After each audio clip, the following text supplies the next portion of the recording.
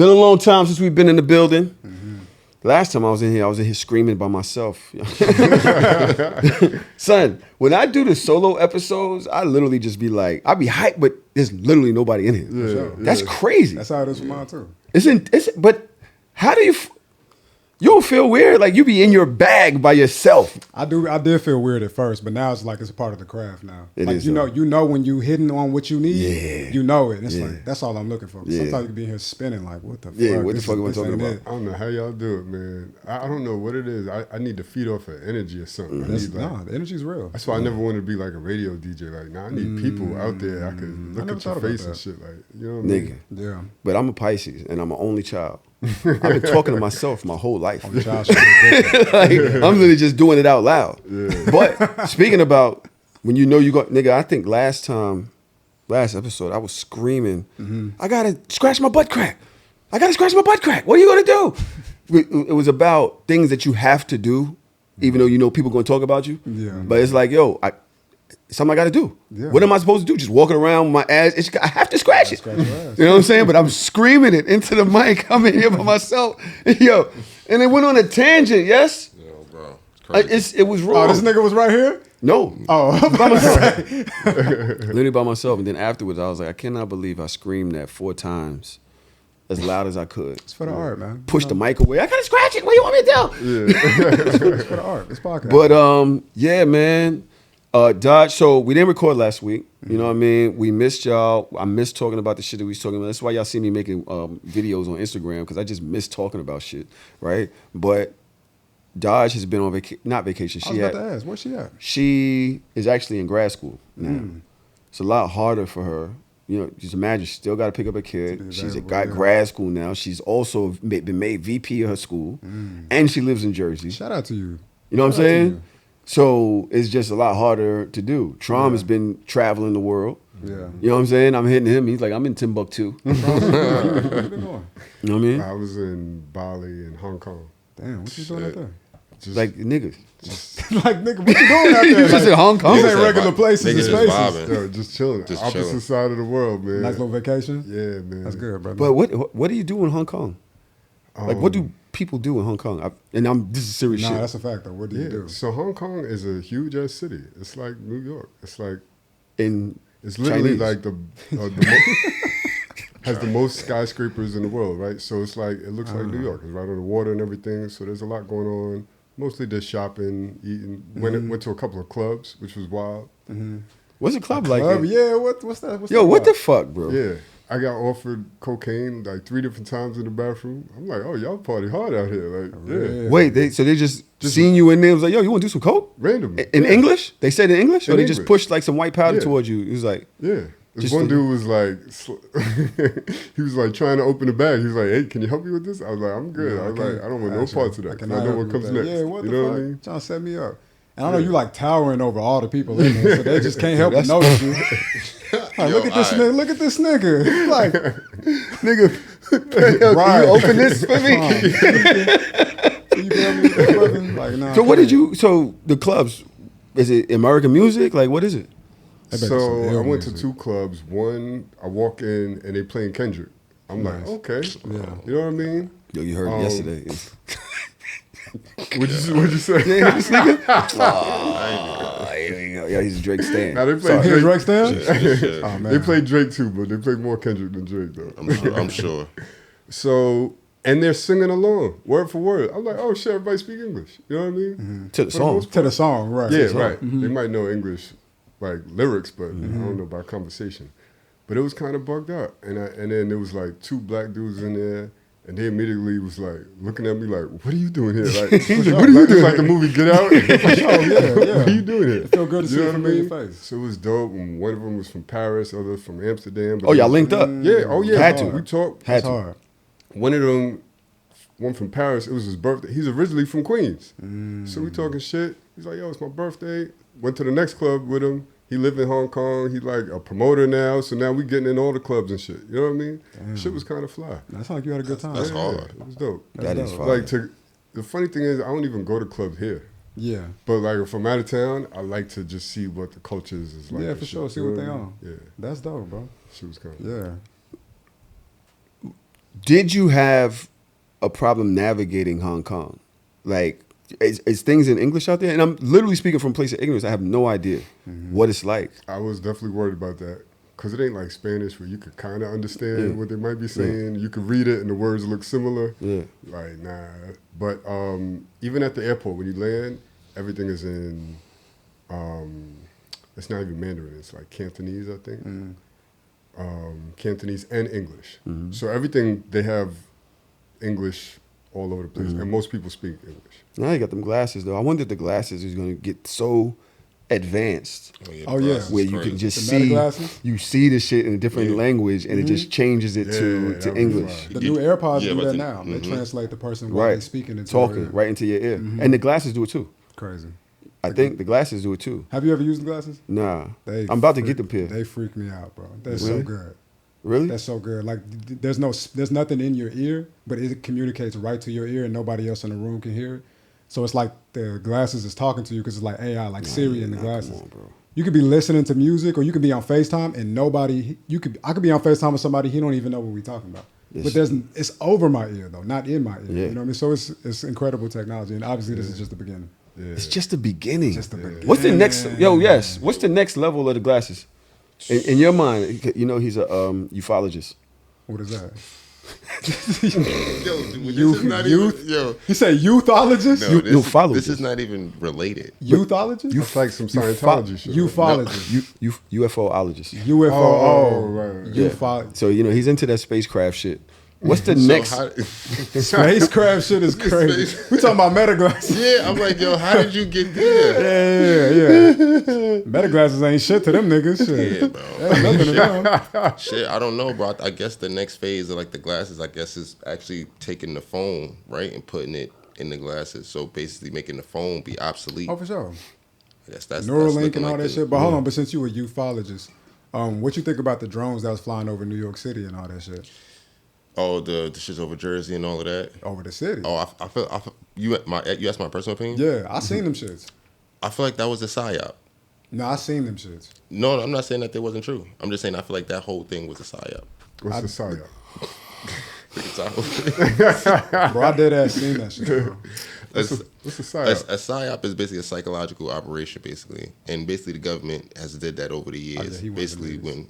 All right. He one of them niggas. Nah, he one of them niggas for sure. That's what it is. I'm with you on that. I didn't even know what a psyop is, but it's basically a psychological operation, basically. So when they used to have sightings back in the day, and they would basically want to quell the situation. So let's say people seeing something, right? They would basically recreate the shit and put some fake shit there and make people think that they seen it again, and then come and be like, "Nah, that was us. Yeah. You was bugging out." Oh yeah. You know what I'm saying? So basically making them think like they were crazy type shit. Smart, yeah. Oh yeah. Yeah. Yeah, I seen my that bad. shit though. Yeah. What, bro?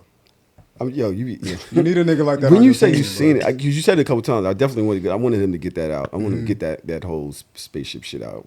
Fine. What do you mean you saw them? So this is the thing. There was some things shooting up from the ocean somewhere near Jersey. They were shooting up from the ocean, right? And all of that is on film. What's real, what's not real these days, I don't know. But they were also talking about, it's so many different sources and sightings, people who are actually pilots, people who are actually in the government. Niggas on Joe Rogan talking about that shit, which if you want Joe Rogan talking about it, I'm going to accept that shit as more truth than not.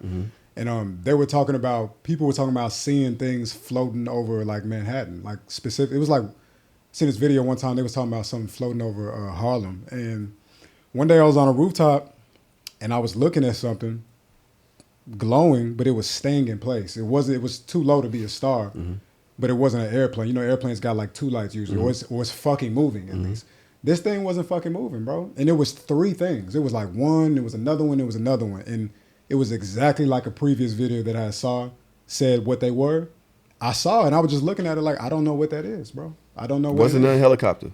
Nah, it wasn't. Yeah. I'm sitting here looking at it like, what the fuck is that, bro? And I believe that shit, bro. Listen, aliens and shit is above my pay grade. I got better shit to do, like trying to find out how to stay in Brooklyn, you know what I mean? But like, gotta pay my rent. you know what I mean? So, but at the end of the day, do aliens exist? Absolutely. They have to. They have to. There's absolutely no way aliens don't exist. Right. Zero way. This is complete. I don't even. But Listen. are they here floating around Manhattan? Why not? Are they a psyop for the CIA? Why not? Which is trying to. Bro, this is documented, bro. Why not? Project Blue Book, all of that. Once you hear a pilot, like like one of the best pilots in the world, speak to you in detail about You something. think they're here? Yeah. Yes. And what are they doing? I don't know. They just chilling? They doing something. Collecting intelligence. They doing something. They're collecting intelligence. They Gotta doing be. something. I feel like they the shit that they keep saying they find it in the water. What you mean? I feel like what they find in the water. all in different species that they Bro, it find. be a new Pokemon every day, bro. I'm like, oh, that's an alien. For That real. shit came from somewhere, Yeah, I'm with you on and that. the Earth is mostly water. I'm with you on that. Yeah. So We it don't know just shit about the right, water, for real. Yeah. and it just goes to what it's mostly of Them shits and is examines them. Yeah. That's what it's examining. We think, oh, they would want to talk to us. No, the niggas probably just Bro, they're shooting from the water. And Yeah. even like the pilot, this is the last thing I'm gonna say on this. The pilot literally was talking about how he seen the thing, it didn't have a heat register to it. So these sensors that they got in these jets and shit like this, top of the class, right? This thing is floating, it's flying, but it doesn't have a seat register to it. There's no gas being emitted from it from the back. No They tried propulsion. no propulsion. They tried to send a signal to it to communicate with it. It was blocking it. It was like actively blocking it. And then this is what happened. Right? It sounds crazy, but it's true. Joe Rogan, shout out them white niggas be telling the truth in this case. us niggas be lying. And bro, the nigga said the thing did some weird turn that it couldn't possibly do if it had like rockets on it, and then it just dropped down into the ocean within like the snap of a finger. Just dropped down, and it went through the fucking water. It's in the sky with them, and then dropped all the way down to the ocean where they couldn't even detect it no more. And it's a nigga, bro. I'm like, this nigga's not lying, bro. This nigga not Why? lying. I be How trying you to know? tell Tahoe this shit. The He don't wanna listen. conviction when you telling the truth, bro. You can tell conviction sound like it's real. You know what I mean? Even if the nigga is lying, you got to be okay with. You got to feel like if he tell me something and he lying, but it feels right, I got to be okay with knowing that I got duped. That's okay. You get duped in life sometimes, but it sounds like he telling the truth though. Yeah.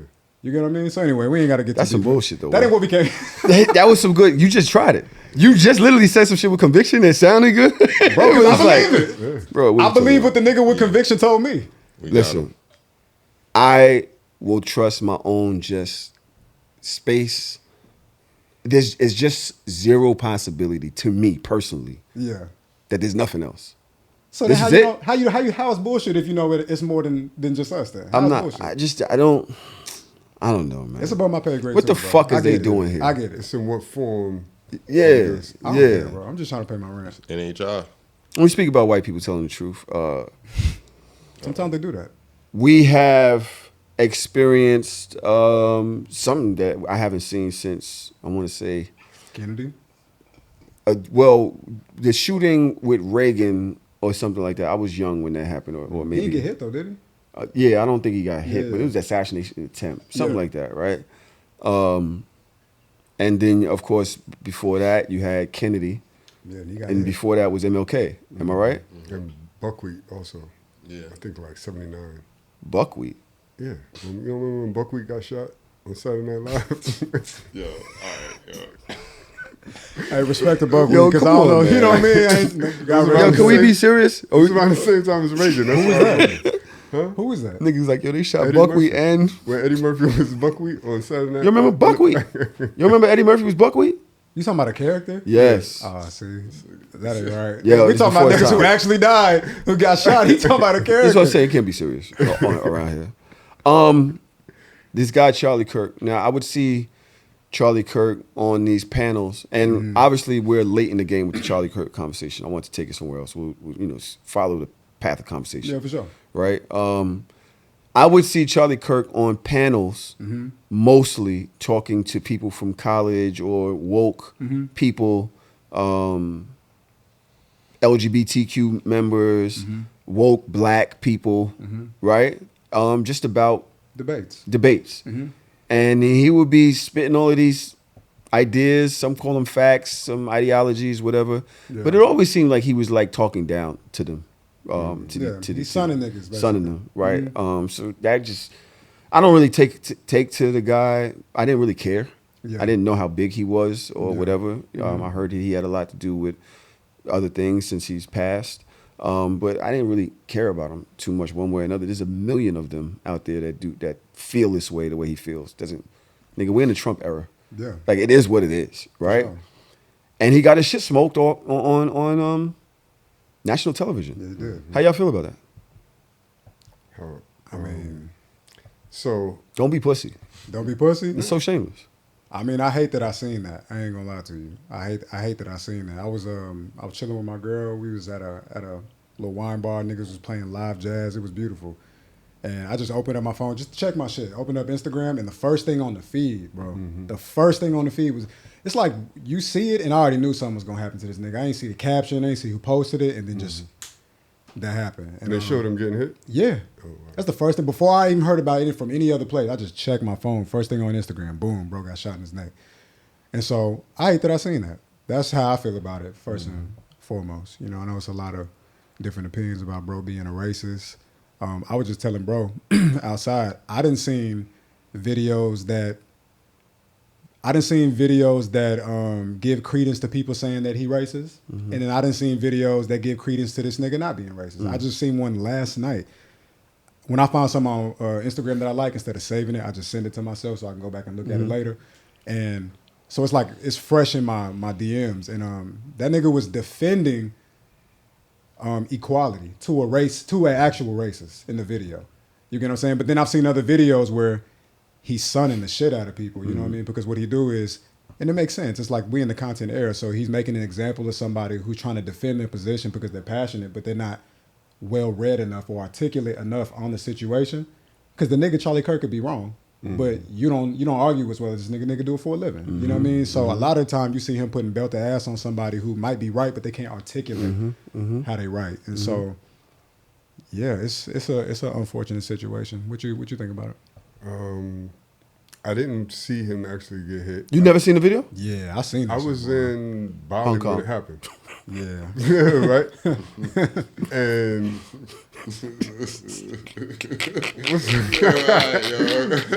I'm sorry, man. Go ahead, man. so part of it I was off the grid, and part of it I was like, I'm like, this foolish American shit. I don't got time for this. You know what I mean? Like they on a whole different vibration out there.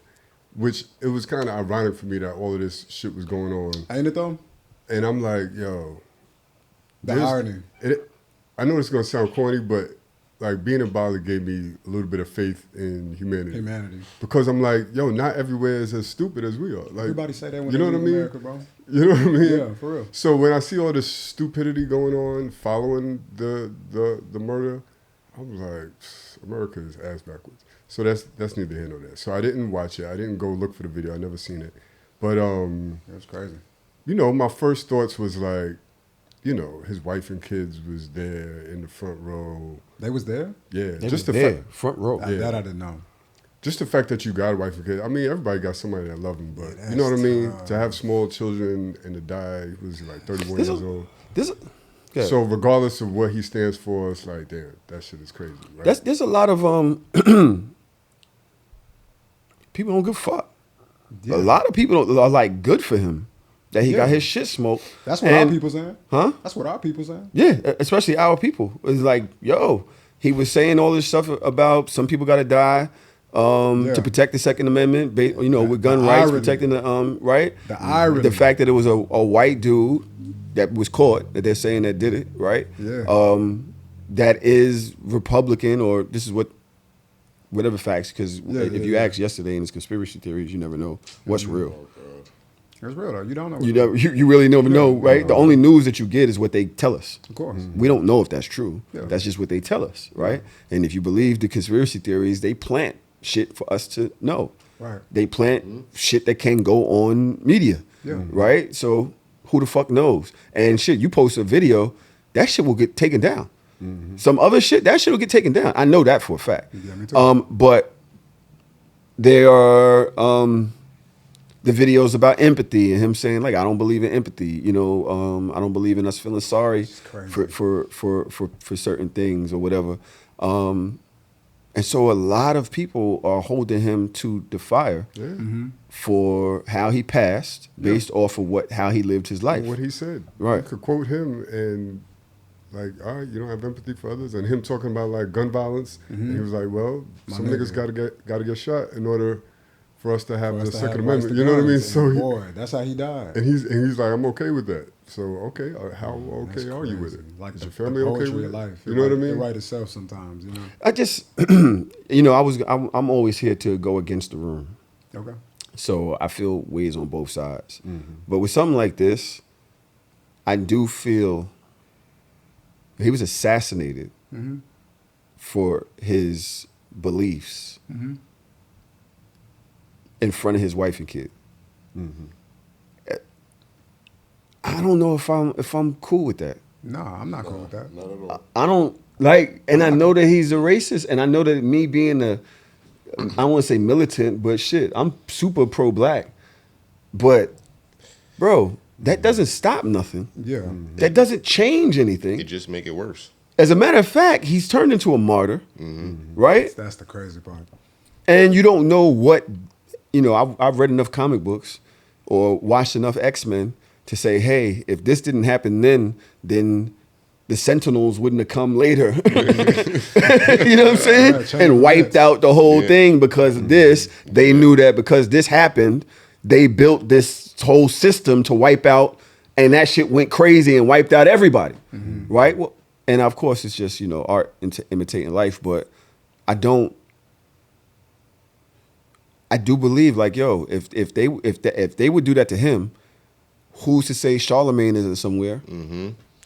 And they just smoke his shit That's why it's nasty. for no reason. But it was already up for niggas, though. We already know that's something that's on the plate for us. Oh, for sure. Any day. You know what I mean? The surprising part is you didn't think it would be up for a nigga like him.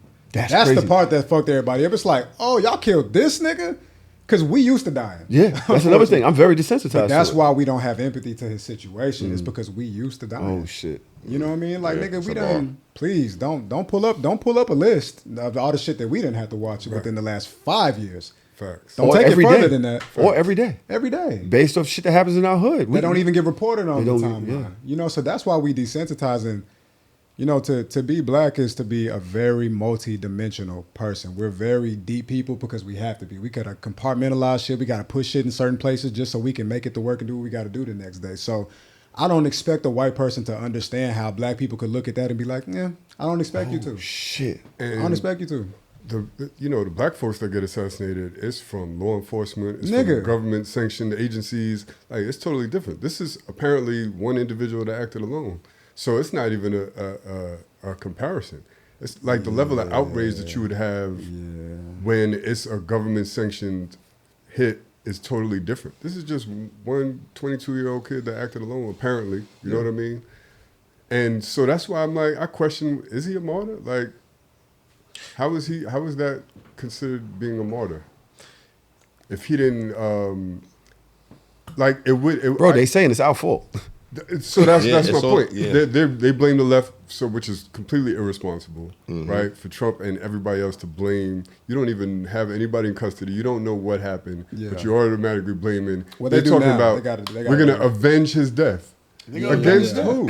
Against who? Yeah. And they were immediately ready to go to a civil war against black people in America. Like HBCUs had to cancel classes and shit. And I'm like, why are y'all going to war against us? And we ain't do nothing. We ain't nothing to do with nothing. Simple answer, Tron, because in that problem, it's two things that America's never going to go against. And that's white supremacy and that's the NRA. Feel what I'm saying? Right. So we're never going to check that, right? So we have to make it immigration, LGBT, black, crime, cities. You get what I'm saying? Yeah. So we're never going to say, hey, let's take a look at the domestic terror. You know what I'm saying? Let's take a look at some of the shit that's actually going on and the people who's doing it and why they're doing it, right? Goes back to guns and white supremacy. So we're kind of going to gloss over that. And, what's the next thing? Immigration? Cool. You know what I'm saying? Immigration, democratic cities. You know what I'm saying? What you want? Like, None of the shit that they talk about had anything to do with him getting shot. It's like, it was a white kid from Utah that was a Republican that was a gun owner. Like, that had nothing to do with the other side. Yeah. What is it about guns that they would just completely ignore that this is exactly what we've been talking about? Like literally having common sense gun laws, like just that makes sense to protect humanity or protect the country, protect children, keep them out of hands of people with mental issues or people that are just adamantly violent, right? Like what? Why do they protect that right? Instead of saying like, yo, this kid just killed your man. Y'all don't want to look at this right now? Right. He literally just killed your man. Why? What would make y'all not say, yo, you know what? Yeah, maybe we should sit down Get rid of the gun. and even if you don't get rid of him, because I don't know if I don't want to know if I want to live in a society where I can't protect my family, and because the malicious is out there. They're ready, they're prepared, they're coming. When they're ready, it's gonna go crazy, and they're coming off the arm.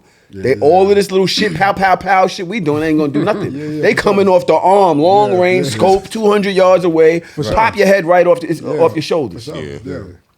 I mean, listen, the nigga died for what he believed in. We could just leave it as simple as that. If you want to keep it a stack, like we just look at it like that. Like he said that I think gun rights is worth a couple people losing their life in order for everybody to have access to them, and that's how he died. He literally manifested his own death. He literally was the example.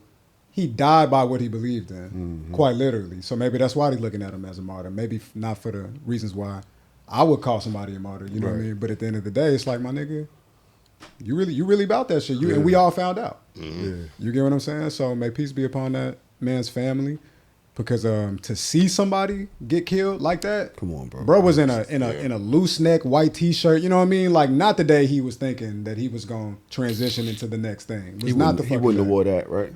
I'm just saying he was just mad regular looking. I'm just saying. I'm sorry. I'm sorry. All right, guys. All right, Jimmy Kimmel. Before we continue, I do want to say we have a special guest on the show with us today. I have not introduced this individual. Damn. He really used to. I met him through Tian. That was an assistant on the show. She was a producer, assistant on the show, and we needed a cameraman. She brought Wolf in, who is our guest today. Shout out to Wolf. He works at What the Fuck Media Studios. And come on, we get a round of applause.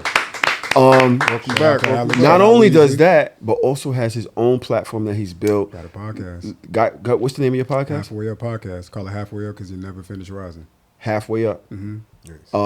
But also besides that, follow Wolf. I think his name is Wolf Taylor. Yep, _Wolf Taylor on Instagram, _Wolf TikTok, Taylor. all that.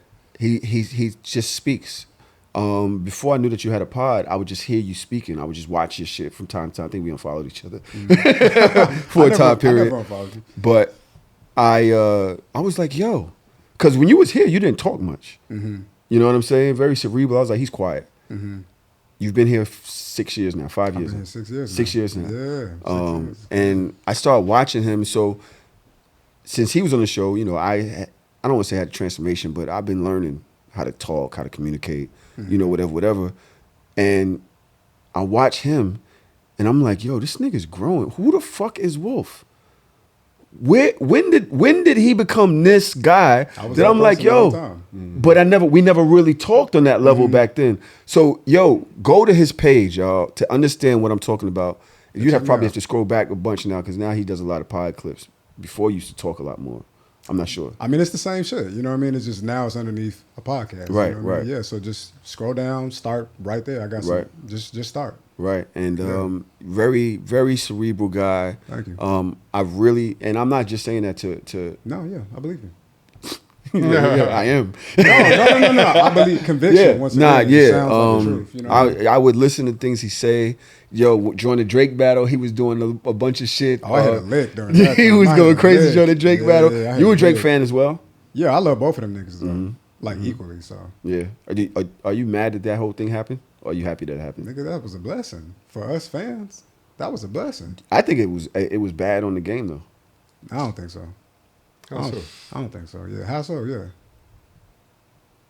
It weaponized fan bases too much. I don't want to hear that shit. It did, man, because now, like, the nigga dropped something. Now all these people mad, or it's like, oh, he dropped this, or now you got niggas like yesterday mad. You can't say Kendrick's name. Like, why can't I just like the artist? Bro, so be it. Mayweather took his first L, and we all watched it. So be it. It is what it is.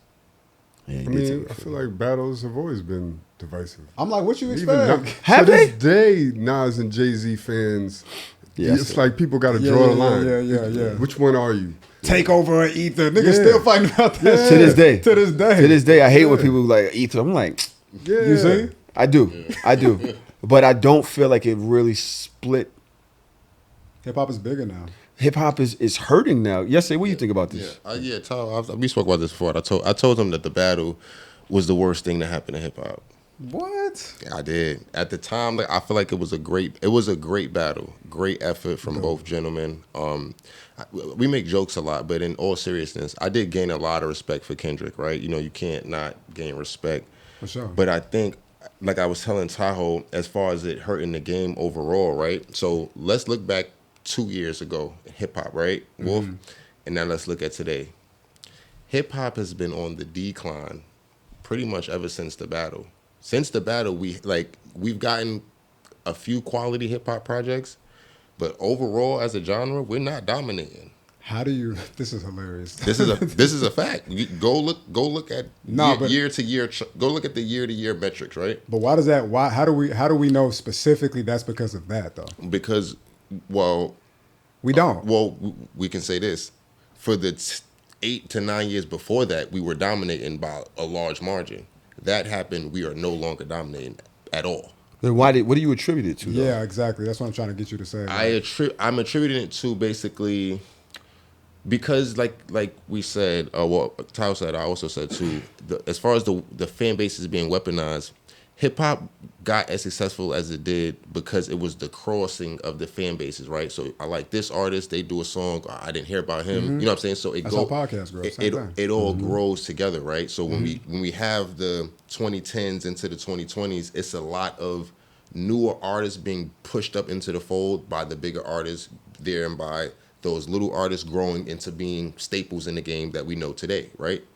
So when you have that kind of highway to success cut off, right, during the battle, right? Because now, once the battle happens, if you on this side, you got to just fuck with the niggas over there. And if you on this side, you got to just fuck with the niggas over there. With the Drake and Kendrick thing, it kind of makes it hard because Drake is somebody who fed so much into the game as far as newer artists, right? It still is. Yeah, but it's not coming with the veracity that it used to, right? He's only collaborating now with people who are independent or who are under Sony. Really, like, well, that see what I'm saying? So it starts to, like, you know what I'm saying? It's becoming less about the whole culture, and now it's becoming more business, political. You know what I'm saying? But like I'm trying to figure camp based. I'm trying to figure out why you pinpointing that to the Kendrick.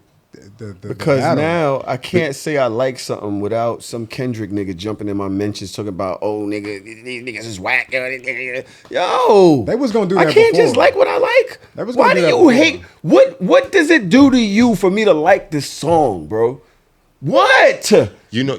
Why is everybody so mad now? Hold on. I got it for you, Ty. You know why it's bad, Wolf? Because you had somebody like J. Cole who said, "Hey, I don't want to be a part of this," and the game killed him for that. The game killed him for not wanting to be a part of it. So just look at the point of pussy for that.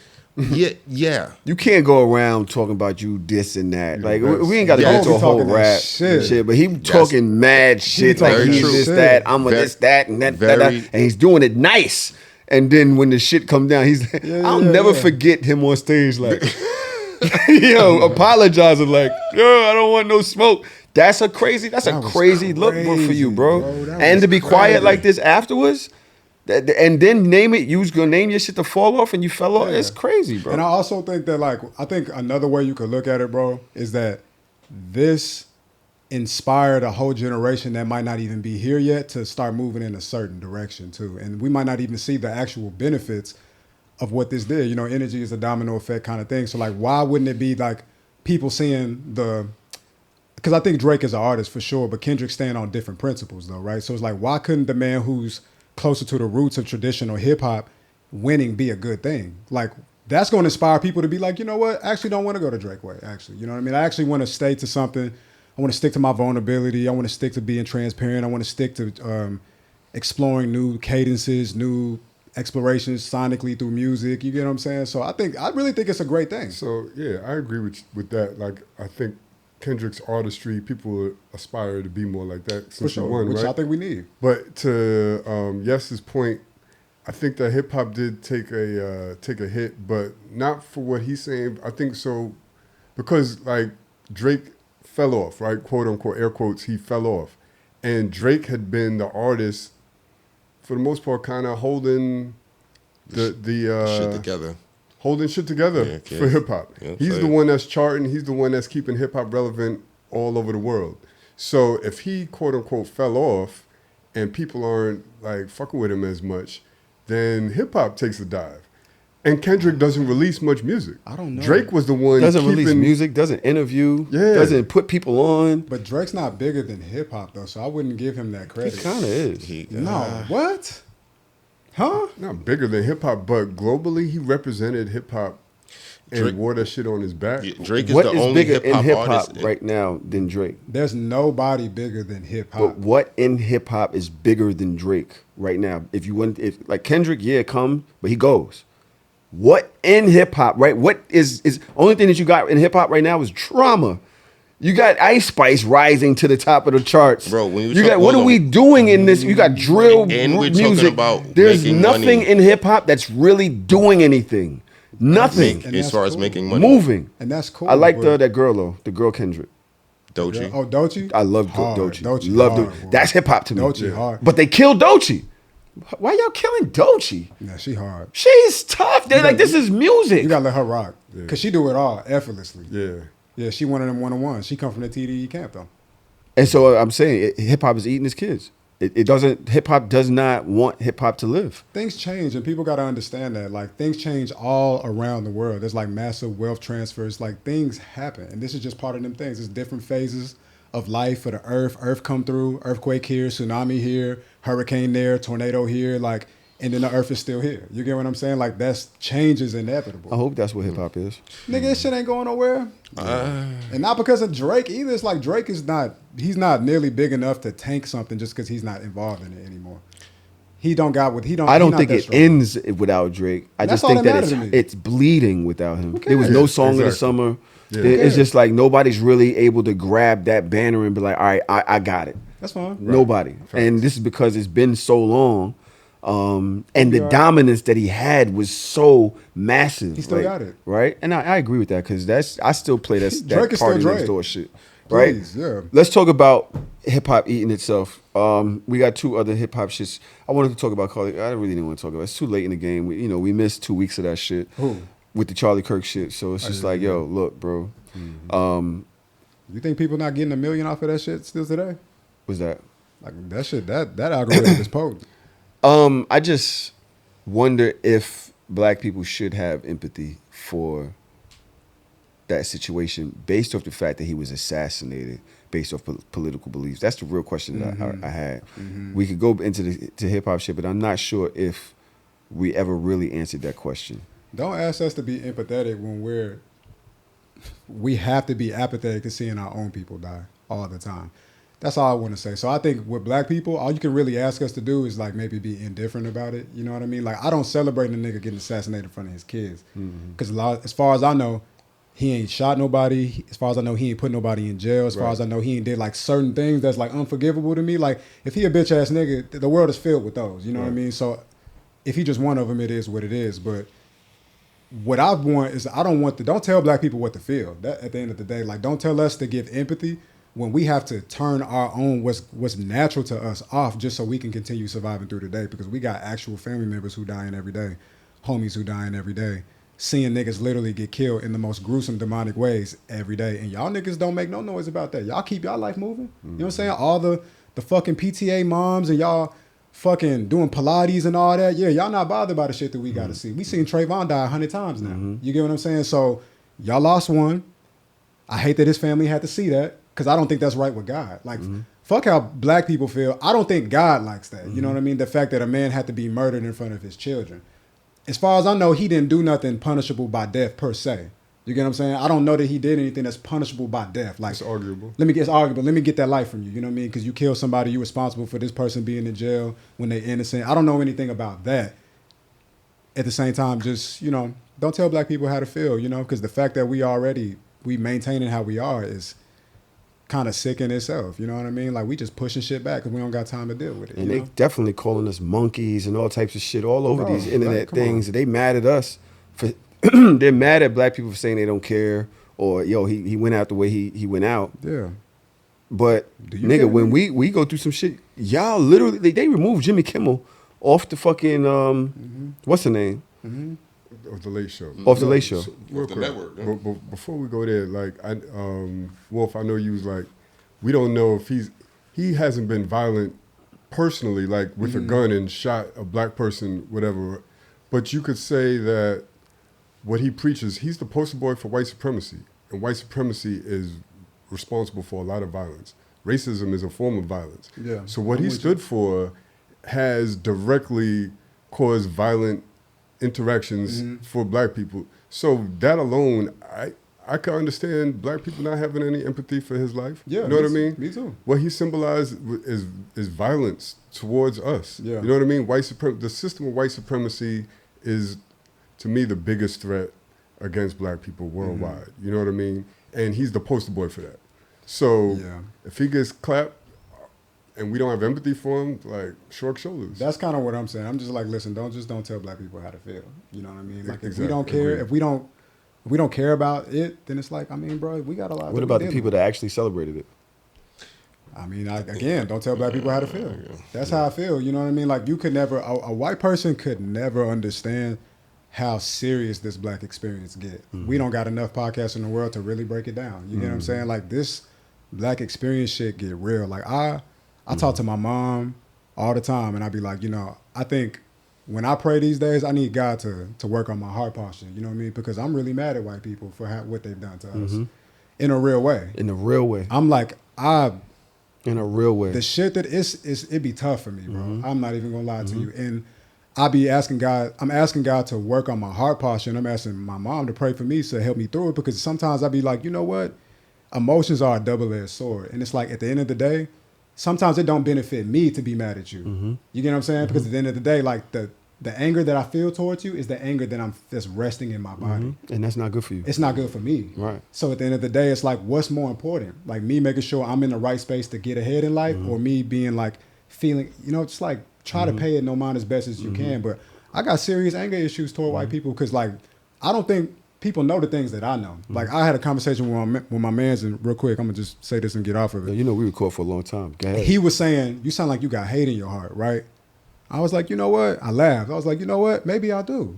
I was like, but, and I had to break it down to him, bro. And I started saying this shit to him. He started holding his mouth because he ain't thought about it like that. Do you understand that these people was boiling babies in hot water, Yeah, bro? there we go. Talk about that. You understand what I'm saying? Yeah, talk about that. Like, I'm talking about, Talk can you about that. imagine Talk about that. boiling a child? That's not enough for you. I got something better. Can you imagine a slave master fucking your wife in front of you to destroy your confidence? That's not enough for you? I got more. Can you imagine a nigga walking around the land and he's the symbol of strength, right? And his people love seeing that. And so you're gonna make him fuck another nigga, kill both of their confidence. Like, can you imagine niggas like, can you imagine like your wife reaching out to you while she being raped? You understand what I'm saying? And she know you can't do nothing about it, but it's just human nature to ask for help. You get what I'm saying? And she like, please help me. And that nigga can't do nothing about it. And guess what? She gonna get pregnant. You get what I'm saying? And y'all gotta get back to whatever shack that y'all living in, and you gotta love her while she carrying the seed of a demon inside of her body. And she gonna love that baby too. And you gotta love her through that. Nigga, what? And then let me tell you something. I learned in one of my classes in college, I flunked out, I don't remember the class, but I remember that this is how generational trauma worked. There was this experiment where this farmer had an electrical fence, and he brought a bunch of fresh cattle that had never been there before. And the cows, just like it happens with dogs all the time, they didn't know that the fence was electrical. A cow that was pregnant went up to the electrical fence, burned her nose. She gave birth to that calf. That calf never touched that fence. But that calf doesn't have the life experience. It doesn't know, but it was genetically passed down. This is real. These are not opinions.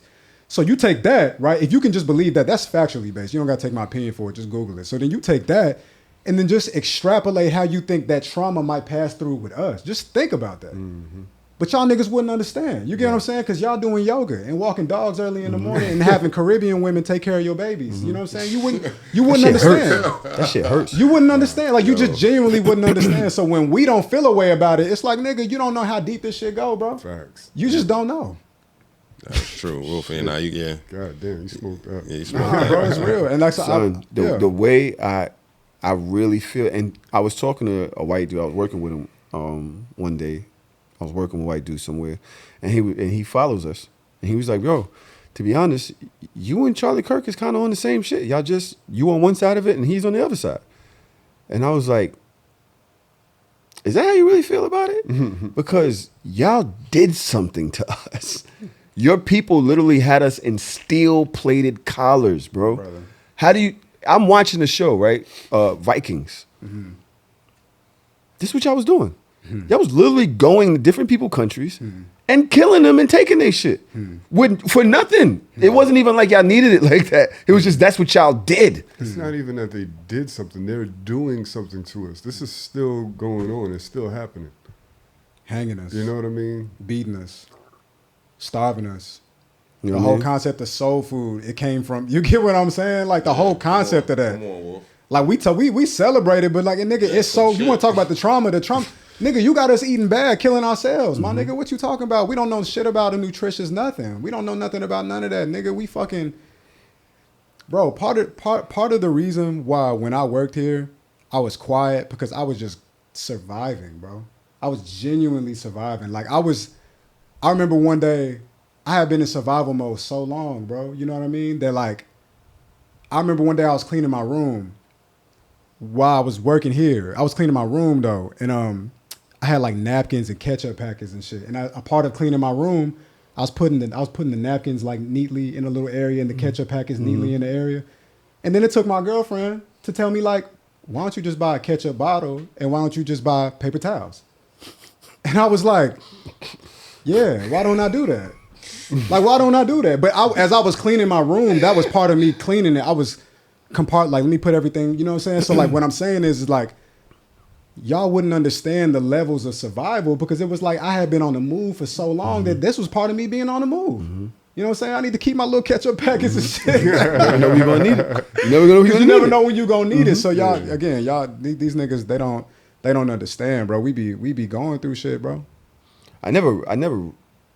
Yo, Wolf just spoke up. Yo, Yeah, he just cooked just now. he literally just cooked because as I'm watching the videos of people talking this and the other, I don't think they understand the black experience. And me and I'm so used to it that I might not even realize what the fuck I'm going through. 100%. I'm 1,000% desensitized. I seen it. I was like, oh shit, that shit like a faucet, right? But I'm not thinking like, yo, it really took me to like continuously watching the news and shit. Like, oh shit, this man just got assassinated. Like we ain't watched nothing like this in years. Yeah, for sure. A political person just got assassinated live on TV, but For sure. didn't another political senator, like a woman or something like that, she was killed in her crib. Remember the fake police officer went to her crib, killed her and her husband? Yeah, they hit Nancy Pelosi's husband in the head with a hammer. Remember that? That shit wasn't nothing. Nobody ain't say nothing about that. Right. It was like, oh, it happened and it kind of just disappeared. Right. So this shit has been happening. It's back to what Trump said, bro. It's this American shit, bro. It's this American shit. Every nigga who lead a country, bro, they say the same thing. That's how you know, again, conviction. It sound like the truth. Why everybody lead a country say the same thing? It's like, niggas is running a circus down It's there. also it's white supremacy, which is For sure. outside of America. America has just mastered it. Yeah, mastered. And other countries in Europe have like, oh, okay, I like the shit that they on. They kind of adapted our ways, but this shit is prevalent all over the world because of white supremacy. So like, if I had a white coworker like you had, Tahoe, it's like, it's not even a fair, it's not an analogous statement to talk about how our prejudice is against white people. We're working against a system of white supremacy. And a lot of the black, like if he tried to say like, oh, black excellence and shit like that, oh, it's the same thing as white supremacy. Like, actually, it's not. To your Super point, not. they've done so many systemic things to try to destroy our confidence. We have to build our confidence with things like Black Lives Matter and black excellence and things like that. And to white people, they're like, oh, well, that's not fair. You guys are talking about how good you are and you have confidence in your race. They don't It's like, understand. yo, we're doing that not because we're trying to make y'all inferior. We're doing that to boost our confidence to fight against everything, all the racism that we've had to deal with. Trying to catch up. It's We not need to even the boost. same. It's not an equal comparison. You know what I Trying mean? to catch That's a up in the fact. deficit, bro. We talk about the fact that other people hate on us. What about the hate that we give each other? It's very real. I like that. I like That's what very you're real. doing. But that's also they go right back though. You know what I mean? They go right back to they set the trend for us. You know what I mean? They put the ball in motion, and in a lot of ways, it's still rolling. You know what I mean? Starting with the food. You know what I mean? Starting with the food. Starting with hustle culture. Starting with killing each other. Messaging. Starting with like I was just telling the dude in the studio the other day, like when I was growing up in Texas, like life was as simple as you either black, you white, you Asian, or you Mexican, and that's it. And there was Africans in the school, but I didn't look at them like me. But that's what they want though. You know what I mean? They fucking running commercials on TV all day of Africans donate this money, and they got flies on their face and shit, and you thinking like, subconsciously like that shit don't look good. I'm not like that. You know what I mean? And we saying shit like African booty scratching and shit like that. But where did all these things come from? You know what I mean? So like, even then, I don't expect y'all to understand like, yeah, we do. It's they call it generational curses. You know what I'm saying? Because it exceeds one lifetime, right? Like we stuck in this hamster wheel, this infinite loop. Because, I mean, this shit get deep, bro. Because you know what I mean? How you expect your son to be better than his father when his father didn't instill that information in his son? How you expect a daughter to be better than her mother when her mother didn't teach it to her? She would have to be blessed by another figure in the community, or it'd have to be like a miracle or something like that. So these things don't happen overnight, bro. We be needing niggas like Dr. Sebi to come through and No, they killed them off though. they kill them all. I mean, like I didn't know about this. Look, I was vegan for a couple years. I'm not vegan anymore, but like one thing I take serious about what I put into my body, because now I understand. You know what I mean? I can link things together now. Oh, this is why I don't be in a good mood. You know what I'm saying? This is why I don't feel all the things, right? I didn't know about Dr. Sebi until Nipsey. You get what I'm saying? Like Nipsey talking about they killed Dr. Sebi. He was teaching health. I'm like, who the fuck is Dr. Sebi? I go do my research. Changed my whole life. But I didn't get that from my mom, and I didn't get that from my dad. I didn't get it from my grandparents either. I had to get that from a rapper. You know what I'm saying? So our people, it's like, of course we fucked up. Look at everything we've been through. I still think about a story you told me forever ago about an experience, I think, walking one of your siblings to school one day, and some of the things that you was experiencing in the neighborhood, things that was going on. Like, the way I hear New Yorkers talk about growing up in New York, that shit sound like a fucking movie, bro. It was a movie. It is. Yeah. It was a movie. It sound like a movie. Like it's hoods all around the world, right? But you got to give it up to places like L.A., Chicago, New York. You got to give it up because it was just different here. You know what I mean? Like kids talking about, bro, how many stories have I heard from somebody who born and raised here talking about they got robbed as a child by a grown man? Yeah. You get what I'm saying? Or somebody got robbed for their bike or something like that. But it's like, but why? And then you think about like drugs and what drugs did to the people. How did the drugs get here, my nigga? Yeah. You know what I'm saying? You giving niggas football numbers for this. You know, it's like, but then it's people who done murdered people got shorter sentences than people with drug convictions or whatever. Yeah. You get what I'm saying? So this shit get deep, my nigga. Nigga, the robbery shit is funny because I remember two robberies that with, now that I think about it, is mad funny. One, I was in Bronx Science. I robbed a Chinese kid for his Walkman. Walkman. Took the nigga. train Fuck is you back to talking about? Bed-Stuy. Got off of Franklin and niggas robbed me for the Walkman. That's crazy. That's crazy. That's crazy. Wow. I went home like, yo, I just put my best tape in there. Like, damn, right? crazy. Then when I got older, Instant. robbing niggas in the Diamond District or going to like check cashing places in the city, right? And just waiting out there, follow them. I'm with two niggas. We robbed a nigga. One of the niggas runs with the money. Now we chasing the nigga with the money because we ain't want him to rob us. Cause yo, you know, he got the money. He might take 500 off and put it to his pocket and be like, yo, he only had 600 and give us 2 apiece. Now he got 7 and we got 200. You never know. You know what I'm saying? So it's crazy like the way we do each other. But to move this shit along a little bit, do y'all think Jay-Z is robbing the black community? Matter of fact, before I ask that question, I want to get this leaf off of Wolf. Shit bothering the fuck out of me. This right here? Shout out to the plant. Dude. That motherfucking leaf. Is Jay-Z robbing the community? That's an I'm gonna let y'all take that one. They talking about Jay-Z with this casino. Obviously, I don't know if y'all know the casino that was supposed to be in Times Square, right? Yesterday. Yep, sees this, right? And there was a good push from some black people, but for the most part on social media, from a lot of talking heads and from just people that, you know, have a Twitter, just people that have internet, have been saying how bad it was an idea for Hove to actually put this casino in, to try to put a casino into Times Square. Mm-hmm. What do y'all think about that? So from the aspect of like black on black talk, or just what do I think about the idea talk of the about casino? that, period, because then we can mature that conversation somewhere Okay. else. So, you know, I think it was a good idea. There's always pros and cons. And Tahoe, me and you spoke about this off the record. But I think that there's always pros and cons to everything. When the Barclays Center was coming, everybody was protesting. People got displaced. It's going to be more traffic. I was like, there wasn't a bunch of people that got displaced, and those people got compensated for that. It's not like a public housing project or something got displaced and there was nowhere to put them, right? Figure out what you're going to do with your life. So, and then with Barclays Center, it brought in so many jobs. Like, we know plenty of people that work there. You know what I mean? I know people that have been working there since the shit opened. People that ain't have shit going on. Yeah. I'm talking about a lot of black people that work in the Barclays. Yeah. We all got little connects and shit from the hood that bring, well. Shout out to the Barclays Connect. You know what I'm saying? Yeah, I'm not gonna say Stuff too much. like that, it creates its own economy. So now we could have concerts there, and you know, now the people that tour and come to Brooklyn, they can sell their merch. People, the businesses in the neighborhood can have after parties. Restaurants get populated. It helps the economy. It stimulates everything. It does. People visit New York. We got fucking NBA draft and shit like that. You don't think that stimulates the economy? They do. Every year, They do. and these events happen multiple times a year, right? So I think that's a fair comparison of Barclays to the casino. Does it cause a little bit of traffic? Yeah. Could have been something else there in place, a community center? Sure.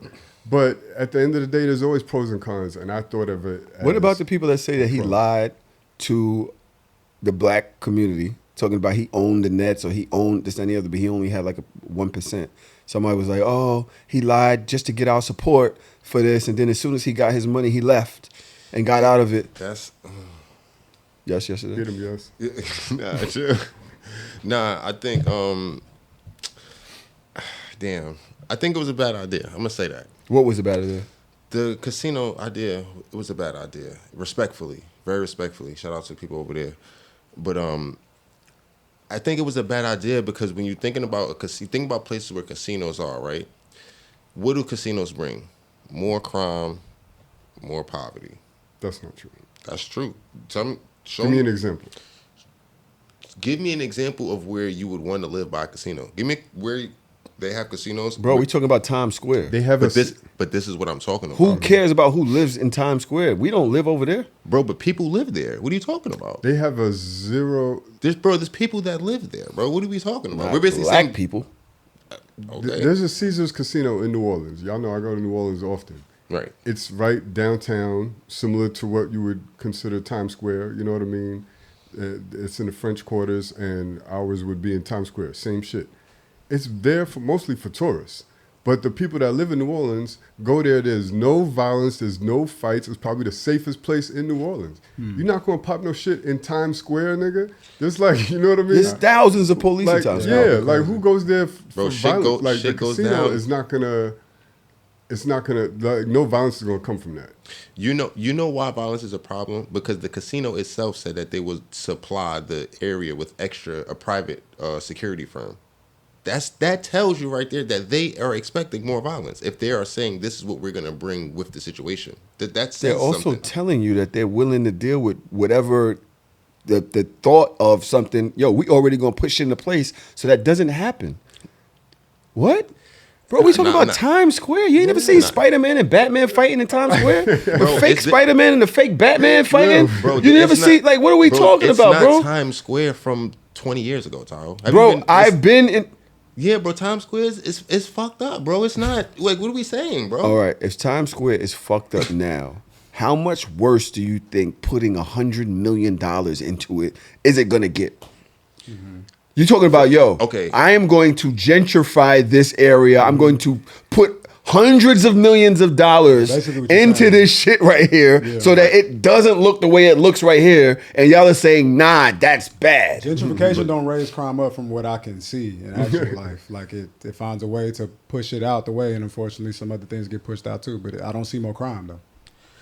Listen, I disagree. That's okay. Well, no, I would like to hear. I'm literally not arguing with you. I'm arguing with the idea of, so I'm not even Because- arguing with it because I really don't give a fuck about Times Square or the casino. I don't gamble, right? neither, yeah, I There are don't people that are saying, oh, black people are disproportionately affected by gambling and, it would harm the community. I'm like, bro, in my mind, yesterday, Trom, Wolf, you can gamble on your phone Like a bitch. now. Like it's nothing. Like it's nothing. Parlay forever. Right. You know what I mean? You can parlay 1,000,000 times a night now. You can parlay horse, golf, fucking rabbit in the hat. Hey, is the rabbit gonna come out the hat? You can parlay anything you can find right now. Niggas ain't going to Times Square to fucking gamble. If you can do it right here in your phone, it's not gonna change nothing. And as Trom said, also, this is not me saying I wanted the casino there. I'm literally just arguing the points that I'm hearing. As Trom said, that they're not only adding security, but I can't remember the other thing you said. Sorry. Providing jobs. Providing thousands, hundreds of jobs, mostly for black people. The people who are going against this thing with Black Jay-Z, jobs. right? Black Yeah, they're talking about he's a black... Are those the black jobs Trump was talking about? Working in the Yeah, casino. it's a black job, right? They're saying that he's a black capitalist, Jay-Z. He's a capitalist Okay, I'm that like- happens to be black. Like, Yeah. okay, I'm a capitalist too. I said, aren't most Aren't we people living who in go to a work capitalist in society? this country Aren't we all?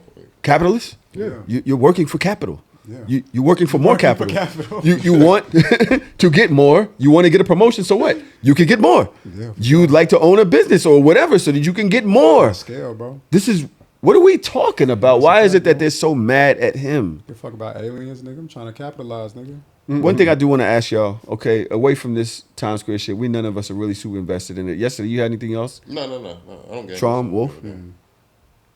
Do y'all think the Barclays Center hurt Brooklyn? No, absolutely not. I'm only been here 6 years, so I'm gonna stay out of it. Respectfully. Respectfully, I'm gonna stay out of it. Yesterday. This is a conversation. You No. can go against it if you want. We're not Nah, going to say it's I because of think about anything. it. I think about it. No, I don't. You don't. So all of the people that are saying, you're saying no, but you Say know that absolutely not. you're saying absolutely not. So what about Absolutely all not. of the black people? This neighborhood used to be black. It's not anymore. This is a white neighborhood now. It's a white You and think Barclays Asian. got something to do with it? Hell, Absolutely. Oh, without the shadow of a doubt. I was here. I watched it. When Brett Ratner, that's his name, right? Yeah. Brought the idea of closing down the Atlantic railroads over there, or not closing it down, but buying it out and bringing a basketball team to Brooklyn. I saw my first white person that year. I saw my first white person that was not a police officer on Gates and Nostrand that year. I had no idea what was coming. Once this shit, they was dead serious, they started buying up property here and Oh, here. The I Jews see. started coming and building. I see. And, huh? I see. I get it now. We Right. could, so I've actually looked at the numbers, and we could pull up the numbers over the years. The gentrification of Brooklyn happened at the most rapid pace during the last recession. The recession that was around 07, 08. When did the When the recession hit, white folks could no longer afford to live in Manhattan. Sure. And Brooklyn prices skyrocketed. My crib doubled in value during that time. Mine That was did too. before the Barclays. Mine did too. That was the start of the real gentrification push. We could look at the numbers and Y'all look so to, cool. look to Niggas see got when brownstones Barclays and shit. and look to see when Barclays was built and to see if the numbers spiked. But Bro. it did not spike at the level that it spiked Bro, from the recession. planning for the Barclays Center began in December 2003.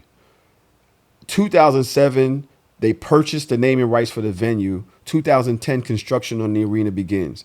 In the midst of all of this is when I'm talking about gentrification was already starting to happen. Yes, once they knew, when they know they're bringing That makes Madison sense. Square Garden. They're gonna put it right here. Madison You don't Square think Garden. people are thinking about the housing Get in now. interest, what's gonna happen to the housing? There was nothing but broken down homes everywhere. Some people The undoubtedly. people are thinking My about point- businesses like, oh shit, if I put my business here, I could make a lot of money. I'm gonna buy this property that's whatever. I'm gonna buy this out, this mom and pop store. Remember, Vinny's had the spot over there. Oh, get rid of that. No, we're gonna cop that. Turn that right into Turn Kiff. that into something else. You know what I mean? We'll turn this over Kiff. here into a Shake Shack. My point is this: it sounds like it could be misplaced anger because this happened to happen around the same time as the recession. So how could you be like, oh, it was the Barclays when the whole recession forced this to happen more so, right? So it's kind of like you could say, oh, well, a Starbucks opened on Franklin Avenue, and then all the white people came. Let's blame Starbucks. Like you can't make that type of misplaced anger and blame Starbucks.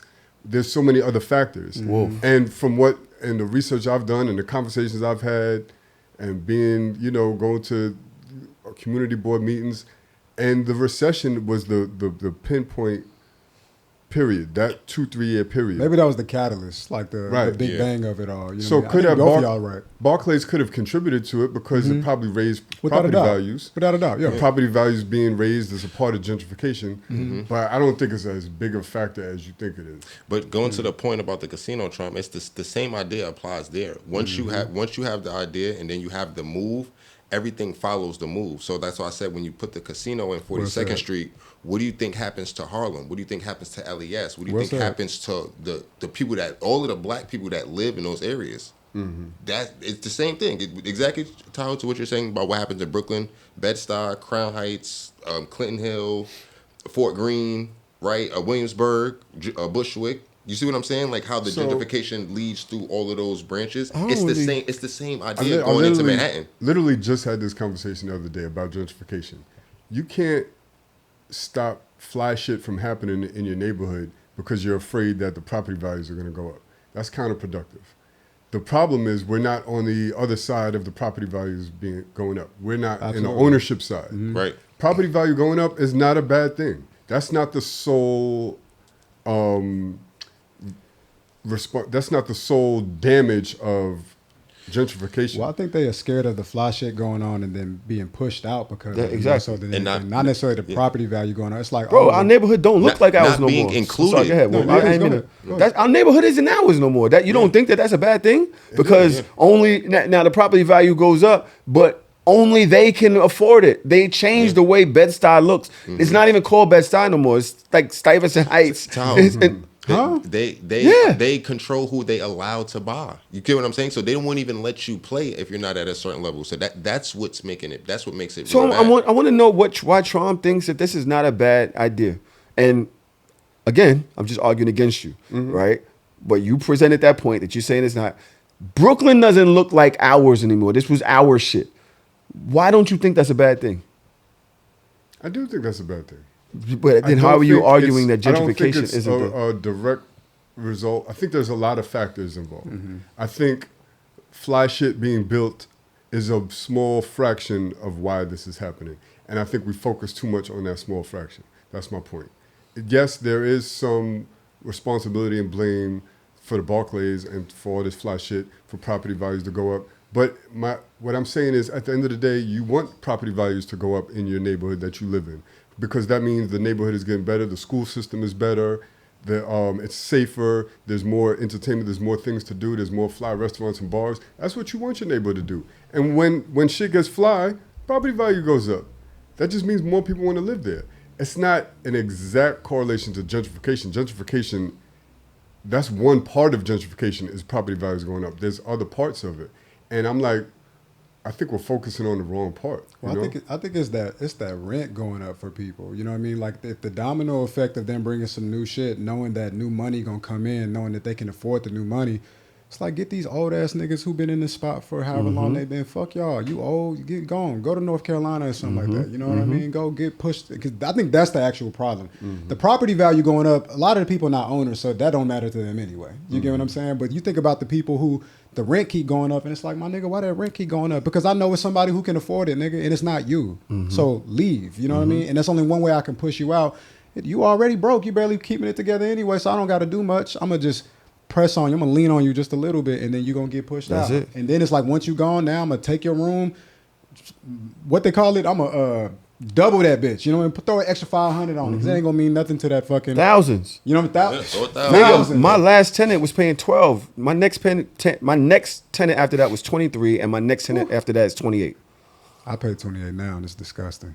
Bro, but I'm talking about 3 tenants. Yeah. One went from 12 in 2008. I don't know when I took over this crib. I guess it was 2012. So why are you raising the rent? I'm looking at what's happening in the neighborhood. Yeah. I'm Fair like, market yo, value. fuck, it's a fair market value. Like, yo, why am I? And that's You know what I'm saying? And that's what the whole conversation is about. And this It's shit about- has to pay my mortgage. Yeah, but you're not pushing out black people though. That's the difference. But it's the same did. concept though. Oh, you did.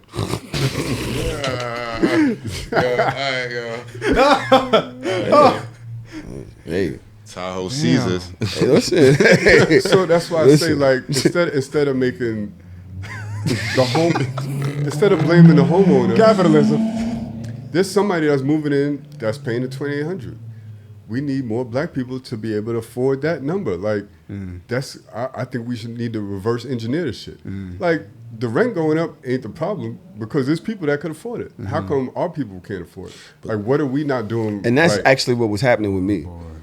When my mom was controlling this building, the person she had living here, the rent was $1,200, but she was not paying the rent, so she was always giving my mother $700 or $600, and my mother liked her, so my mother was paying her end of it to cover that part of the mortgage, plus the other part of the mortgage. That's a great woman. Right? My mother was taking care of this That's a woman. great woman. And so when I get the books, my mother got sick and basically transferred the house, right? I'm looking and I'm like, Hold on. What's that about? you didn't even get for no months. For no months did you get the full rent. That's not good business. So it wasn't that I was just like, hey, I can get more. It was, hey, you can't afford to live here. Yeah. Where it is now, and she's never increased your rent. She's never increased your rent. So you've been living here for 12 years. Oh, at that the person same- was still here when you started Yes. running shit. Ooh. And so I had to have a uncomfortable conversation. Like, yo, she was like, I knew this conversation was coming. Yeah, and I was know like, you did. you haven't paid the rent in 2 years. Yeah, I know you did. Like, my mom deserves better. You gotta Literally know. was like, come on, bro. Yeah. Well, You know what I'm saying? You can't. And so it was a mutual, right? It wasn't no hard feeling. But of course, the next person I wanted to make sure could pay. absolutely. And what they could pay was, you know what I mean? Yeah. Way more. And that's They just didn't look like us. And that's to his point. It's like we need to get people in position to make the money, to meet the demand as it's continuing to rise. Easier said than done, you know what I Yeah, mean? But nah. that's, you know, because that's an even deeper thing. You know what I hate about the conversation about gentrification? Since I've been living here, I remember the first conversation I heard people talk about, like day one. I was going to ask you about this. Was Go ahead. gentrification. And when I got to New York, this was my life dream to be here. Because I'm liking all the shit that y'all liking, but I'm liking it from a distance. So I'm like, Nas, the magazines, the record labels, the music videos, the fashion, loving it, idolizing this shit. And I still do. I still love New York. So I got here and I was very surprised to hear people talk about they was ready to leave. You know, I was very surprised by it. Like genuinely, I was like, what you mean? This is everything. I'm thinking niggas gonna be rapping on the block on the corner and shit like that. And you live here long enough. I really thought it was, I really romanticized this shit for real. Wolf. You know, but you live here long enough and you start to understand. And one of the things that I hate is where I'm from, when black people live in the community, it's just the ghetto. That's kind of it. You know what I mean? Where It's are you like, from? Dallas. I'm from Dallas. I was born in Oak Cliff for the people that know. So Oak Cliff is a decent, how do you say, middle class neighborhood. It's an I neighborhood. It ain't the worst of the worst. Is it a black neighborhood? It's a black neighborhood. It's the hood. You know what I mean? It's the hood. But You can't say middle class and then call it. well, the it's hood. not middle class. It's not middle class. It's not middle class. It's the hood though. I just say Okay. that for all people That that know come Oak from there and Cliff. that, Okay. that's from Shout there. out to Oak Cliff. You know about the Cliff. It's the hood, or Pleasant Grove, or some of these other areas in Dallas that's known. And these are where homes are though too. You know what I mean? So it's like, oh, niggas is living nicer because they living in a home versus the rest of the niggas living in apartments. You know what I'm saying? So we look at even though you don't know no better, you think because a nigga living in a house, he living so much better than you. And it's like, I mean, it might be better than an apartment. But, but my point being though, is like, when I think about black neighborhoods, I think about something that's not that nice. You get what I'm saying? But it's the best of the best in this area. This is why. Yeah. This is why traveling is so important and exposure is so important to a black person, because once your mind expands, it'll never go back to what it was before. I want to ask you, as a person that moved here, 2019, 2018, some shit like that. You got a good ass, right? When you say you thought people was rapping on the corner, Yeah. do you think with the stories I'm telling you, the stories you've heard me tell you, that you would have wanted to live in that Brooklyn Nah. versus the Brooklyn you live in now? I'm I gonna be feel like honest with you, you're nah. taking gentrification made Brooklyn welcome I'm gonna to get you. I was about to get to that though. Thank you. That was a beautiful segue into that, because you're right, it did. And that's my perspective on it. So again, I live in Bed-Stuy and I love living here, bro. This is like the conversation I'm having with It's myself. beautiful here now. The conversation I'm having with myself these days, I'm like, where else would I go? A sunny day in Brooklyn? I don't know, man. I don't know. It's I'm talking about a beautiful. regular day. The beautiful. trees down the block.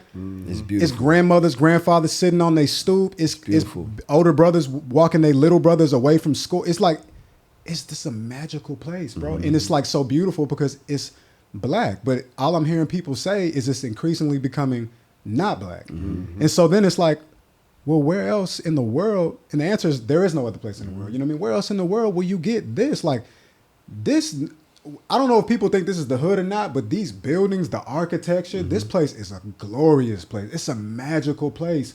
I be feeling like I watched a movie the other day. It was set in, I think it's called Dear Brooklyn or something. It's some new shit. And I was watching the movie. I'm like, nigga, that's my life. You know what I'm saying? Like, I be riding my bike, you know what I mean? And walking, that's my life, you know? And so it's nice to see that. But if the black people start going away, then this not going to be that no more. But there's got to be a middle ground of understanding. Bro, I was scared growing up. And that's to your... I couldn't walk down the block. Yeah. They was on you. We was literally like, it was a war zone. And that's why I feel how I feel. You feel me? Because So what you ne- live through is not that no more. And it's beautiful now. It's beautiful now. So I'm really, even though I'm arguing against Trump in the conversation, I wouldn't want it to go back to the way it was before the Buckley. Shit that I was hearing, a nigga told me he lost his 2 front teeth. He was trying to lock his bike. A nigga said something behind him. He turned around.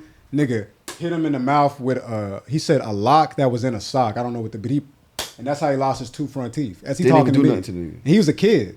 You get what I'm saying? He was a young person. I'm thinking like, what the fuck? But you're right though. Like I often tell him, listen, I think this, and I've asked New Yorkers this, and I can ask y'all too. I'm like, damn, is gentrification, there might be some positives that can come from it, bro. Because if it's possible, damn, I hate the idea of thinking somebody being pushed out, but at the end of the day, when I tell people Some of these niggas got to go. when I tell people where I live, when I tell people where I live on Halsey, all they tell me is it used to be It cracking used over to be there. crazy over there. That's all I hear.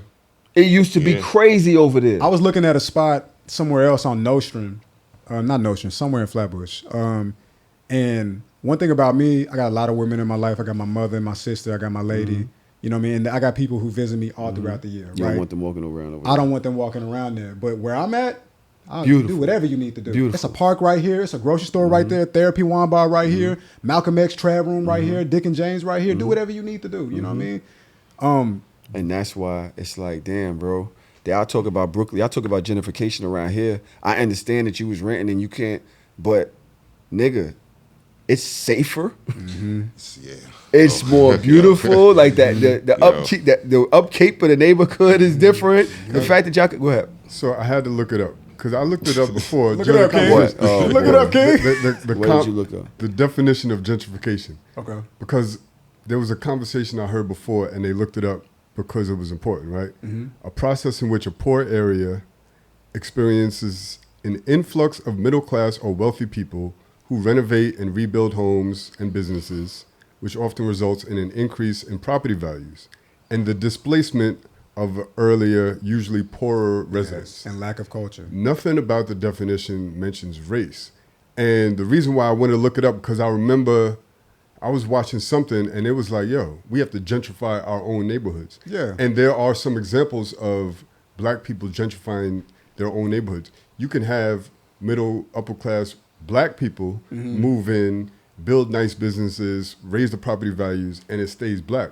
But it's still a cycle. There's going to be people that used to live there that can't afford it anymore. You're right. The problem with gentrification in this case is the people that can't afford it are, the people that can afford to move in are mostly not black. Yeah. So that's the problem. And that's why I keep going back to like, yo, gentrification, property values going up is not the bad thing. It's the fact that we're on the wrong end of the stick. You know what I mean? Just as ignorant as they want to be. They just here loving this shit. Have no idea that they changing everything about it, though. Hey, man, this is the thing. Just to finish this part, right? Yeah. Because I have several other things I want to discuss. Trump, I agree with you. But what I don't like and was not mentioned in that article is when they changed what the area looked like, what it represented, right? The reason you're here in the first place. Exactly. When you start putting up German Danish spots, you know what I mean? And all of the things that were there to cater to that black community start getting shut down, and you're putting in your own stores and shit like that. When you can't barbecue outside no more because it's disturbing the white neighbors, like things like that. Once you change the way the neighborhood runs, looks, the feel of it, to me, that's gentrification too. And that's not said in that definition. But that's why you came here. That's the sick part about it. Like the same reason why I came here is a lot of reason why they come here too. It's like, nigga, we heard about what y'all got going on over here. I'm trying to see. And then you get here and then just like you, I'm trying to go to sleep at 7 p.m. I got work at 9 a.m. And it's like, so now we can't double dutch outside? Bro, I remember July 4th. I was sitting on the stoop. It must have been 9 p.m. This kid down the block let off some firecrackers in the middle of the street. White man comes running down his stoop, up the block. Furious. No, you can't do that here. No, we have families, we're going to sleep. Bro, it's 9 o'clock, July 4th. It's July 4th. Literally, the whole city is lining up firecrackers right now. Sound like Baghdad and who the fuck is you? Who the fuck is you? To come running down the steps and tell this man he can't do it. That's all he know. Who the fuck is you? It's the entitlement. Bro, that's why I said they're ignorant. But yeah, and that's another thing that they don't mention with the gentrification part. Tyler, to your exact point, when he comes down the street and he comes and makes that statement, he's weaponizing the whiteness because ultimately he knows that he just has to make one call. I'm dead serious. That might be the. He just has to make. You know what I'm saying? Like he just has to make one call and the whole situation is neutralized. You get what I'm saying? So it's like he has an added level. Oh, absolutely. You know what I'm saying? He has an added level of. Cachet, you know what I'm saying? Even though he's not from here, he never been here, he don't got cachet on the block, he don't got, you know what I'm saying? But he can come and speak with a level of authority because all I got to do is get on the phone. Call the police. You feel what I'm saying? And I shut this whole shit down. To tie it all together, I think the best situation is just a little bit of balance. You know what I mean? And like where Bed-Stuy is right now, I feel like it's a nice balance. It's still very black, even though probably on paper. On paper, it's probably feels like black on paper, it's Stobbs Heights. But culturally, it's still black. There's still a lot of black businesses. There's a lot of, especially in the summertime, the block parties, the vibes, the culture is very black. But white folks got their shit too. They got their Connecticut muffin or whatever. Yo, you know what I mean? That's the what? The what? Yo, Connecticut what? You need the balance, though. What is that? That's Connecticut muffin. Franklin. They have one by my job on What Clinton. is that? It's a muffin shop, basically. Connecticut muffin. It's like a Starbucks type of shit. Like when you see that, you like, oh, this ain't the hood no more. Connecticut muffin. It's symbolism of like, all right, this ain't the hood no more. But there's plenty of black-owned spots that's lit. That's what I'm saying. Plenty. Right. We at a good spot right now, but the problem is, it looks like it's on the trajectory of getting worse. We just don't like seeing them. That's bro. the problem. We just don't like seeing them. That's really what it is. It's like we see y'all and it's like, oh fuck, there goes the neighborhood. Reminded me, y'all represent a virus in a sense. Like what's to come? It's like, my nigga, it'd be better if you knew how to get with the fucking program. If you knew how to get with the program, maybe shit'd be all right. You know what I mean? Right. Yeah. I don't know if y'all seen the whole Dame Dash shit on Breakfast Club. I love that. Did y'all pay attention? Y'all pay attention to that? I love that. The whole seen that. I love that. What did y'all think about that interview? Yo, watching any Dame Dash interview is so difficult. I man. fuck with bro. Oh, you like him? I fuck with It's gonna Dame. be Why? good. I love Dame, bro. I feel like he represent what niggas should be striving for in a lot of ways. I mean, he is who he is. I ain't trying to beat a nigga. I fuck with Dame, bro. I fuck with Dame. And I feel What like about him do you think represent? Listen, I have my own biases. I have my own biases, but I'm willing to hear you out. Yeah, You know what yeah. I'm saying? What do you think about? What do you think?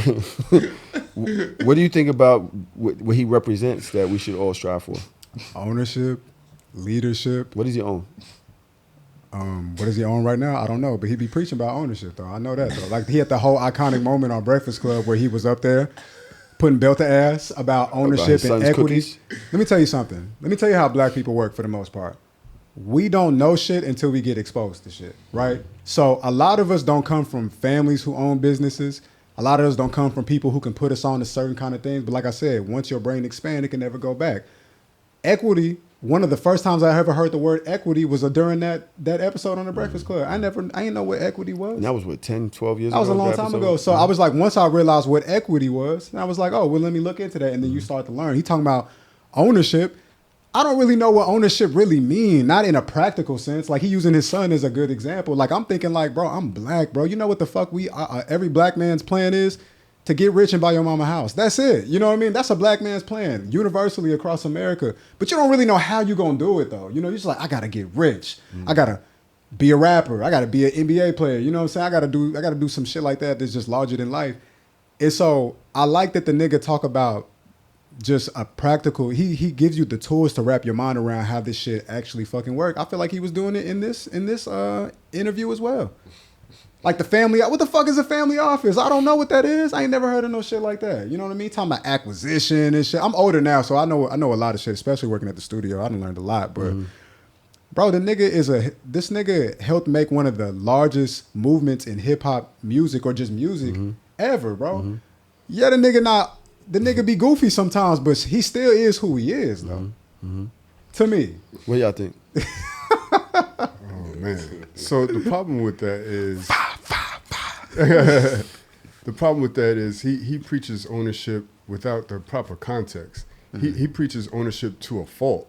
And the problem a lot of people have is, okay, I own 100% of something that ain't worth nothing versus to the Jay-Z thing with Barclays, I own 1% of a multi-billion-dollar corporation. Like, looking at Jay-Z's portfolio, he doesn't own 100% of most of his investments, I would think, right, from what I know.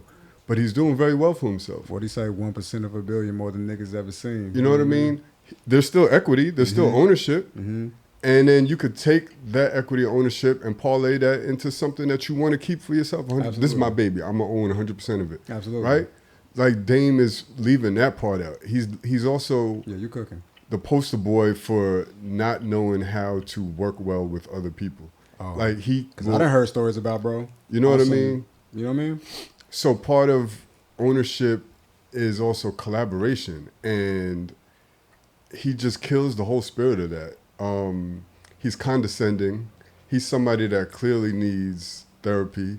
You know what I mean? And he's somebody that I just don't think his ideals are what we need as a people right now. Like, the ownership equity thing is one thing, but without the proper context of it, because the way he's pushing it is missing a lot. And I just don't stand for it. Yesterday. That's valid. What you got? I'm kind of in between Wolf and Trom on this one. I think some of the shit is just goofy. Like, you know what I'm saying? Some of the stuff is like, come on, bro. And because to Wolf's point, you are an OG. You know what I'm saying? You are an accredited OG in the space, right? And you have did a lot of positive stuff, right? So I don't want to, I don't want to shit on, all the shit that you did because, I'm not lining up with certain things that you're saying now. But I do think, to Trom's point, I do think the ownership conversation and some of the business shit that he says, I think a lot of it is self-serving, right? Because it's a lot about him and what he has going on and stuff like that. But I do think that there is some lessons in that, right? And I'm not mad at somebody speaking for that side. Although he might not be the perfect person to carry the torch, I'm not mad that those conversations are being had in the community, right? Then somebody can think something else, right? Somebody that he can spark a thought in somebody else, right? And put some other ideologies out there. But as far as like with the internet shit and the suing Cameron and all of the other corny shit. Yeah, like all of that, corny, all of that, like that type of shit, I could do without. But as far as like the actual the conversation itself, you know, you can go either way with it. I think Dame is a self-serving, egotistical buffoon. I feel bad for him because I know what it's like to lose friends, and I know what it's like to be the one that everybody thinks is the problem. I know what it's like to regret some shit that you can't take back. You know what I'm saying? I know what it's like to feel like everybody's eyes are on you for the wrong reason. My thing is, you and you alone are in control of your destiny. Obviously, things can happen to you. Come on. Things can happen to you, but you got to be who you are in those moments, and you know your character shines through. Come on. And no matter what he does, his character shines through. Come on. Dame represents to me what happened to us when we didn't have dads, when we had poor examples of black masculinity telling us what to do in the hood. The whole shaking the bottle around chicks and pouring it on chicks, that whole gin and juice era, that whole bitches ain't shit, like that. Dame really thought he was that. He acted like that. And I'm very proud. I know I watched a little clip from Joe Budden where they were like, yo, I'm glad he got, I understand why certain people moved the way they moved. Basically saying, I see why Jay got away from him, right? Dame, why you keep talking about being a boss?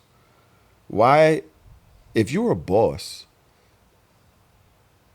own, delegate, be a boss. You don't run around telling everybody that they're not a boss and they're worse off and, yo, I bet my house is bigger than you. You are a child. Yeah, that was You are a child. I wouldn't want to work for somebody like that. Right. Yeah. Yes, would you want to work for somebody that's just that corny in the way that they behave? Let's go view for view. Yeah. Let's go view and then get embarrassed. Get embarrassed. Everything that you're doing, yo, I like that what you said. I remember 10, 12 years ago when Dame went up to the Breakfast Club and he talking about being a boss and all that. And honestly, I'm glad that I feel that I'm a boss. I am glad, right? I don't shit on it. I think you got a great position in what you're doing. I think it's super lucrative. You probably see more money sometimes in a month than I do. I think that, yo, you got to take into account people's situations and there's ups and downs. Everybody ain't cut out for that, bro. Yo, I be fucked up sometimes. You know what I mean? I mean, one time one of my lenses just fell off the camera. Damn. Niggas don't even know. You understand what I'm saying? I had to go pay for that the next day, $2,000, because I didn't have insurance on that lens for whatever reason. Damn. You understand what I'm saying? Yo, it comes with shit. You preaching shit. Another thing that I don't like. Another thing that I don't like. You cooking. Another thing that I don't like. You cooking. They come with shit. idea that you don't even know. Trump said this. You got to know how to work a room. And you also got to know when to recreate yourself. Dame, for one, fuck all that talking about Jay-Z shit, because I could always talk about that because I'm a Jay-Z fan. Fuck it, I'm from Brooklyn. It is what it is. Right? I could always do that. I did that for you, yes. You know what I mean? But I'm not. What I am going to do is say, yo, bro, you are now, if I'm 50, almost 51, you are 55, 56, 57, something like that. Something like that. And you're at a pivotal moment where you just had to go bankrupt. You just had all of these things that you're talking about, whatever, right? And you're now back in a position at the Breakfast Club. They give you this interview. Yeah. Why not show up a new nigga? Right. Why not show up a new nigga? I know that's right. Why be the same dickhead that nobody wanted to do business with? 10 years later. Right. Why? What does that do for you? Yo, to your point, how you actually hurt yourself, because I don't know if y'all seen that interview did like 3-4 million in a couple days. I don't know if y'all seen. That's one of their better interviews. So to your point, Tahoe, where you had an opportunity where you could have reintroduced yourself to new business people, new opportunities. Yeah. To your exact point, Tahoe, you basically showed your ass and you reminded people. That's why we don't fuck. This is what you ever get with somebody and they look mad nice, they got new hair or some shit, they might get their body done, whatever. It's been a little bit of time since y'all was fucking with each other. Right. You're like, damn, yo, I used to fuck with you, and they on you. Yeah. They on you, like, whoa, oh my God, yo, I just can't. you know, you got anybody? You're like, no, you know, I ain't, you know what I'm saying? Well, you know, here's my number if you want. You know, I don't know if you want. It's been a while. We should catch up. Right? Yeah. And then you date them for like 1 or 2 times and they do some dumb shit and you look at them like, boy, you cooking, boy.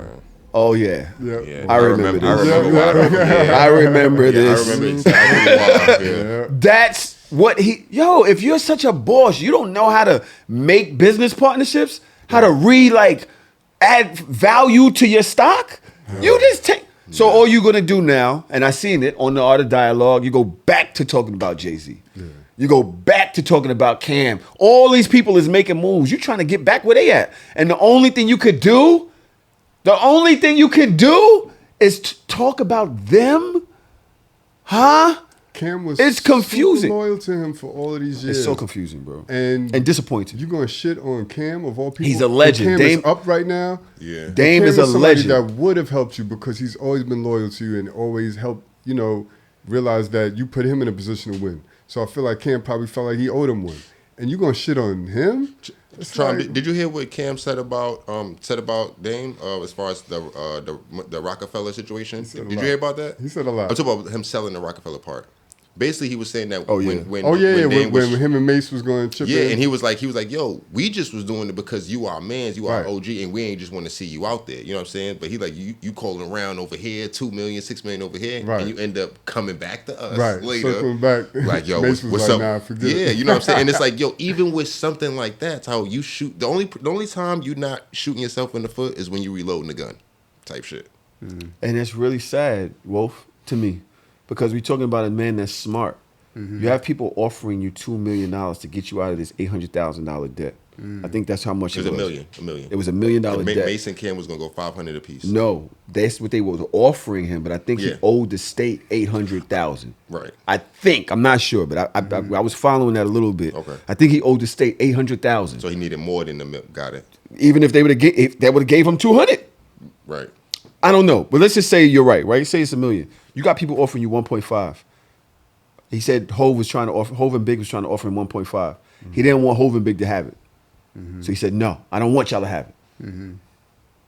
I think Youngboy or Drake or somebody both offered him $2 million.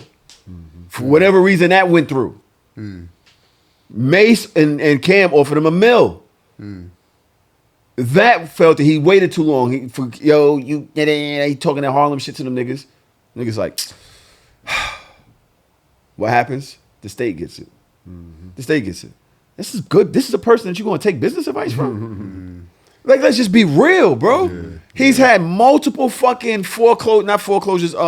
evictions, bankruptcy. Like, this is, like, you could talk that shit, but let's be real. I would listen to what Trump said way before I would listen to what Dame said. And I don't even know what the fuck Trump was talking about. But I just know that what Dame said sounded like a bunch of bullshit that sounds good, and what Trump said made sense. He lets his pride and ego get in the way of his business decisions. 100%. He's corny. He's a prime example of what not to do, right? And then just talking about his character as a person, him being condescending. Success looks different with different people. You come on the Breakfast Club. They're in the Rock and Roll Hall of Fame, or I'm sorry, the Radio Hall of Fame, right? And you're trying to be condescending to them, belittling to them, like, y'all got jobs, y'all got to work here from 6 to 10, like, you can't even spend time with your family, shit like that. Like, why would you even talk like that to people that are clearly very successful in what they do? And it's like, it just shows, like, his immaturity. Like, you don't understand that there's different levels of success, and success looks different. Not everybody has to be an entrepreneur. Not everybody's built to be an entrepreneur. Not everybody wants to be an entrepreneur. Right. On the ownership side, everybody should have assets, but that doesn't mean everybody should be an entrepreneur. Yeah, some people are better suited to go to work for somebody, and they could be wildly successful at that. There's nothing like, why would you come on this platform and preach that they a sucker because they got a superior? No, you're right. You know what I mean? You're right. You got to know yourself. You know what I mean? Like, it's okay to work for somebody if that's allowing you to be aligned with your values and your morals. For real. That's fine. For real. If you got peace, yo, how much are you willing to sell your peace of mind for? How much just to say that you own some shit? Yo, some people is not.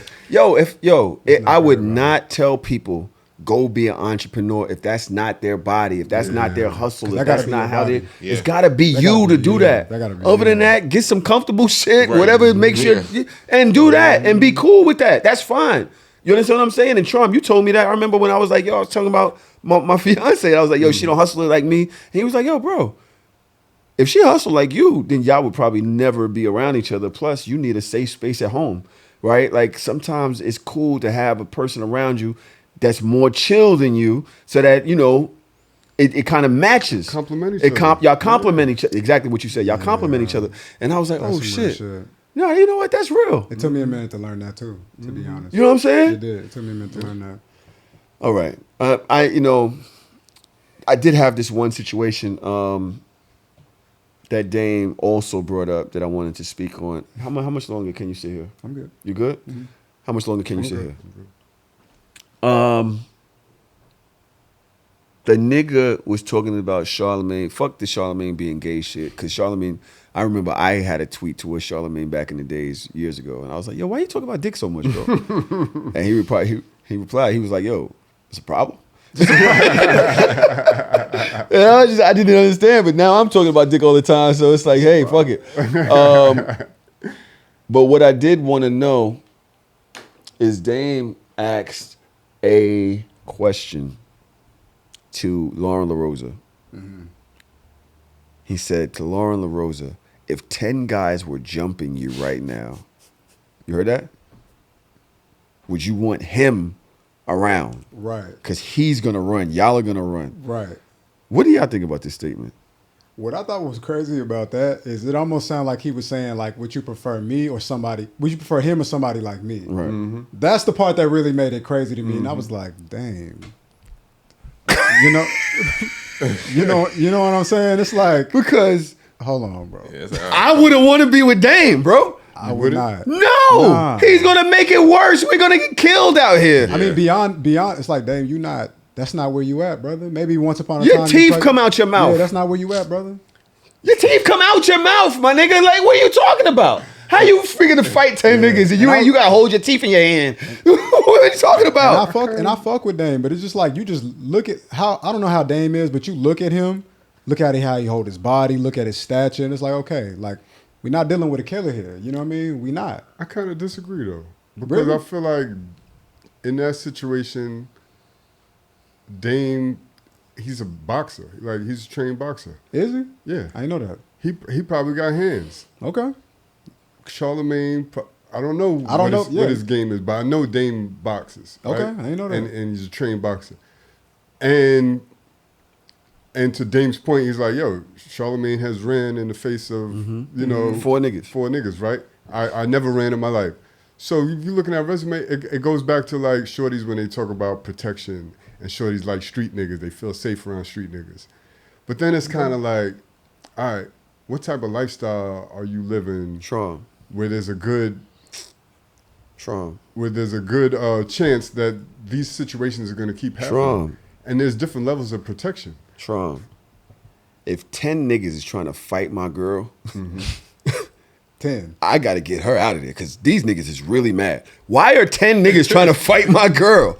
Yo, protection in that. Have you ever seen me run from a fight? No. Have you ever seen me run from a fight?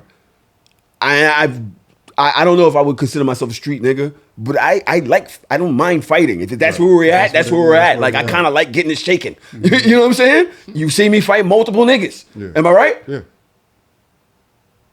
If my girl is under pressure or in danger, my job as her man is to get her out of danger. Absolutely. That's my job to her father, who is not here no more. Come on. To her children that she has to take. It's not to prove that I'm about it. It's to get her to fuck. I will see you niggas, because y'all niggas crazy. But y'all niggas done smoke something. Y'all trying to beat up a girl. So I don't even know where this is going to go. But if I keep her here, we're both getting knocked out. And we're both going to lose some sort of life function. That, like, we might not blink the same no more. We might not sniff the same no more. Might not walk the same no more. Might lose Them your 10 sanity. niggas beating on you and your girl, I got to get her the fuck out of here. But guess what? The way of getting her out of here is getting her out and probably fighting on the way out. So I got to keep these niggas off my chick, right? It's not like, yo, come on, we out, run. But My main job is to get her away from these 10 rabid mutts. That's what the protection is in this situation. Not go with Dame. My girl with Dame means that she's in the midst of fighting 10 niggas because Dame think that he got boxing skills and he could fight 10 niggas. Nobody can fight 10 niggas. Nobody can fight 10 niggas, bro. Damn, yo, he gonna say some shit to make niggas. It's gonna make them more mad. He'll call 10 more niggas. So I took it as I assume that diplomacy is out of the window. Obviously, in that situation, I'd rather take Charlemagne if there's some level of diplomacy that could be had. If fisticuffs is already going down, then I might rather Dame. Like, because, listen, I got friends that I don't, really good friends of mine, that if some shit go down, they're not the niggas that you want next to you in a fight. So I'm talking about fisticuffs flying. What's the one dude? Would you rather a street nigga that got boxing skills? Like, violence is already happening. It's not about diplomacy at this point. Trump, I love you for this. So I understand. But you're also missing that we're talking about the street nigga that got hands, but also got mouth. He's also going to be making these niggas more mad. I get that, but I'm assuming he's not a diplomatic nigga. Anyway, he's going to make the diplomatic niggas want to fight. It's a hypothetical situation, but Wolf, what do you got? I'm assuming that it's already physical at this point. Yeah, I mean, I would love to think that Dame Dash would not be popping off at the mouth when there's 10 niggas ready to lay hands on you and your woman. I would hope that he's not popping off at that point because there ain't really much to say at that point, you know. If the nigga can box, it's like, okay, I didn't know that. You know what I mean? He can defend himself, so that definitely helps. But I get where he was. I mean, I kind of don't at the same time because I want to say I get where he coming from because like you got a nigga who ran, you want that type of nigga around you, but it's like, bro, listen, the Charlemagne not from New York, and one thing I'm gonna tell you as a nigga who not from New York niggas is built to be very different, bro. Built to be very different, survive some very different shit. So if a New York nigga not gonna run, it's like, yeah, I can understand that. You know what I mean? It might make sense to run when it's 10 niggas. You're not gonna beat 10 niggas up. You can't just be like a nigga who either them niggas really bad at fighting or you're really great at fighting. You know what I mean? Like there's no middle ground between. John Wick. It's no middle ground between that. You know what I mean? Because you're not gonna beat 10 niggas. The odds is extremely against your favor, my nigga. Yesterday, what you doing in that situation? Am I fighting 10 niggas? Would you take Dame or Charlemagne in that situation? I'll shoot by y'all your before I side fight you. is the question. By my side. I'm not fighting 10 niggas. I'm just fighting. Fighting 10 niggas is crazy. Hopefully it happened in Texas. Remember I said this on the show. Remember I said black men is the only niggas that we're fighting 100 niggas is always on the table. Always on the docket. It's always on the docket. It's never like it's one of the things that can possibly happen. Definitely. I ain't gonna lie, I might go with Charlemagne. Because to be honest, like they always say, niggas who talk the most are usually not the niggas who gonna like really put the work in. Now I get you said Dame is a boxer. I've never seen any athletics from Dame. I don't like, you know what I'm saying? So I just take Charlemagne in that case in point. To be fair, I ain't seen it in Charlemagne either though. Me neither, but at least with Charlemagne, I know that. Listen, there's some money behind Charlemagne, so some shit gonna go down behind that. At least I know that. Yeah, you ain't wrong. You ain't lying about that. You know, at least somebody gonna pay for this shit. Some got to go down behind this. With Dame, this shit is a free. This shit is on the free. I'm just getting into a scuffle off the arm. I wonder if a woman, and I asked my lady this, right? And I was like, be as brutally honest, because I could be either nigga to you, right. for you. I could be either nigga for you. I don't mind, right? But I want to know what your expectations are, right? And she was like, get me out of there. Let's go. Like, Like, nothing else to talk about. What? Why are we fighting 10 niggas? Because you can't. You understand what I'm saying? Because even if only 5 niggas can punch on me at one time. So what the other 5 niggas doing? If I'm trying to fight these 5 niggas, they fucking her up. Yeah. They fucking her up. That's just I can't protect her if I'm sitting in there just trying to swing. That's what I was thinking. We've been in scenarios before where we got jumped or had to fight multiple niggas. It's not always an option. If niggas start hopping on you, you got to fight. So I'm saying if there's no option, are you going to pick the street nigga that can fight or the diplomatic nigga that has a history of running? The option was that presented. He had a history at. because it was 4 niggas trying to jump him at 5 in the morning. Well, he's on his way to work. I'm just saying, you know, we could be super hypothetical. It's a good conversation. And I think what Dame is alluding to is like, hypothetically, do you want the street nigga or do you want the nigga that has street nigga that never ran before? I get what he was saying. Versus the dude that has a history of running.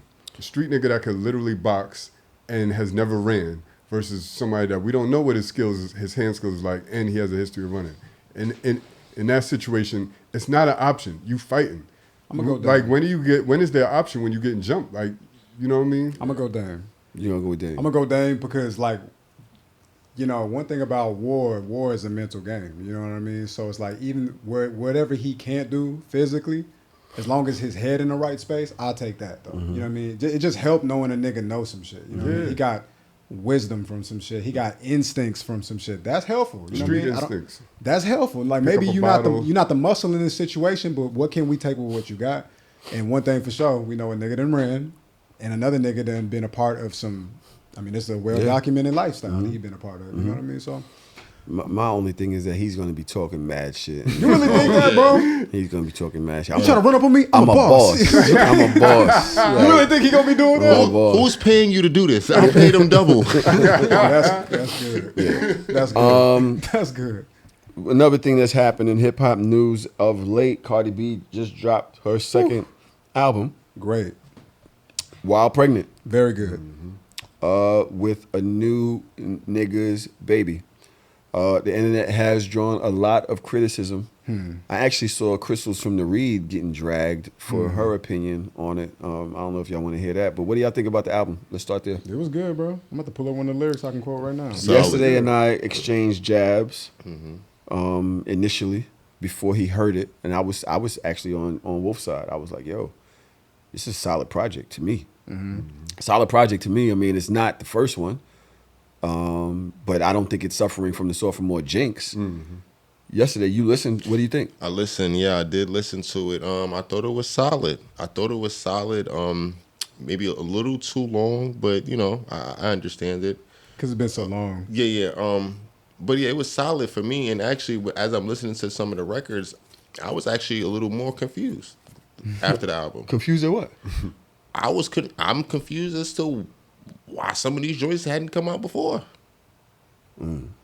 Honestly, like when I'm listening to the music, it's like, oh, you got the music. It's not I don't think it's a lack of not having them. You know, that was the question, right? Can she produce the music? Can she make the music at the clip, right? But I'm listening to the records and I'm like, oh no, you got the record, so like, you know what I'm saying? Like, and maybe What I happened? think. Hold on. Okay, Wolf just put his hand to his forehead and said, oh my God. So, first of all, I just feel bad for Offset. And I know all the women going to be like, why the fuck you going to feel bad for that nigga? He cheated on a pregnant woman. I get that. I think he getting what he deserved.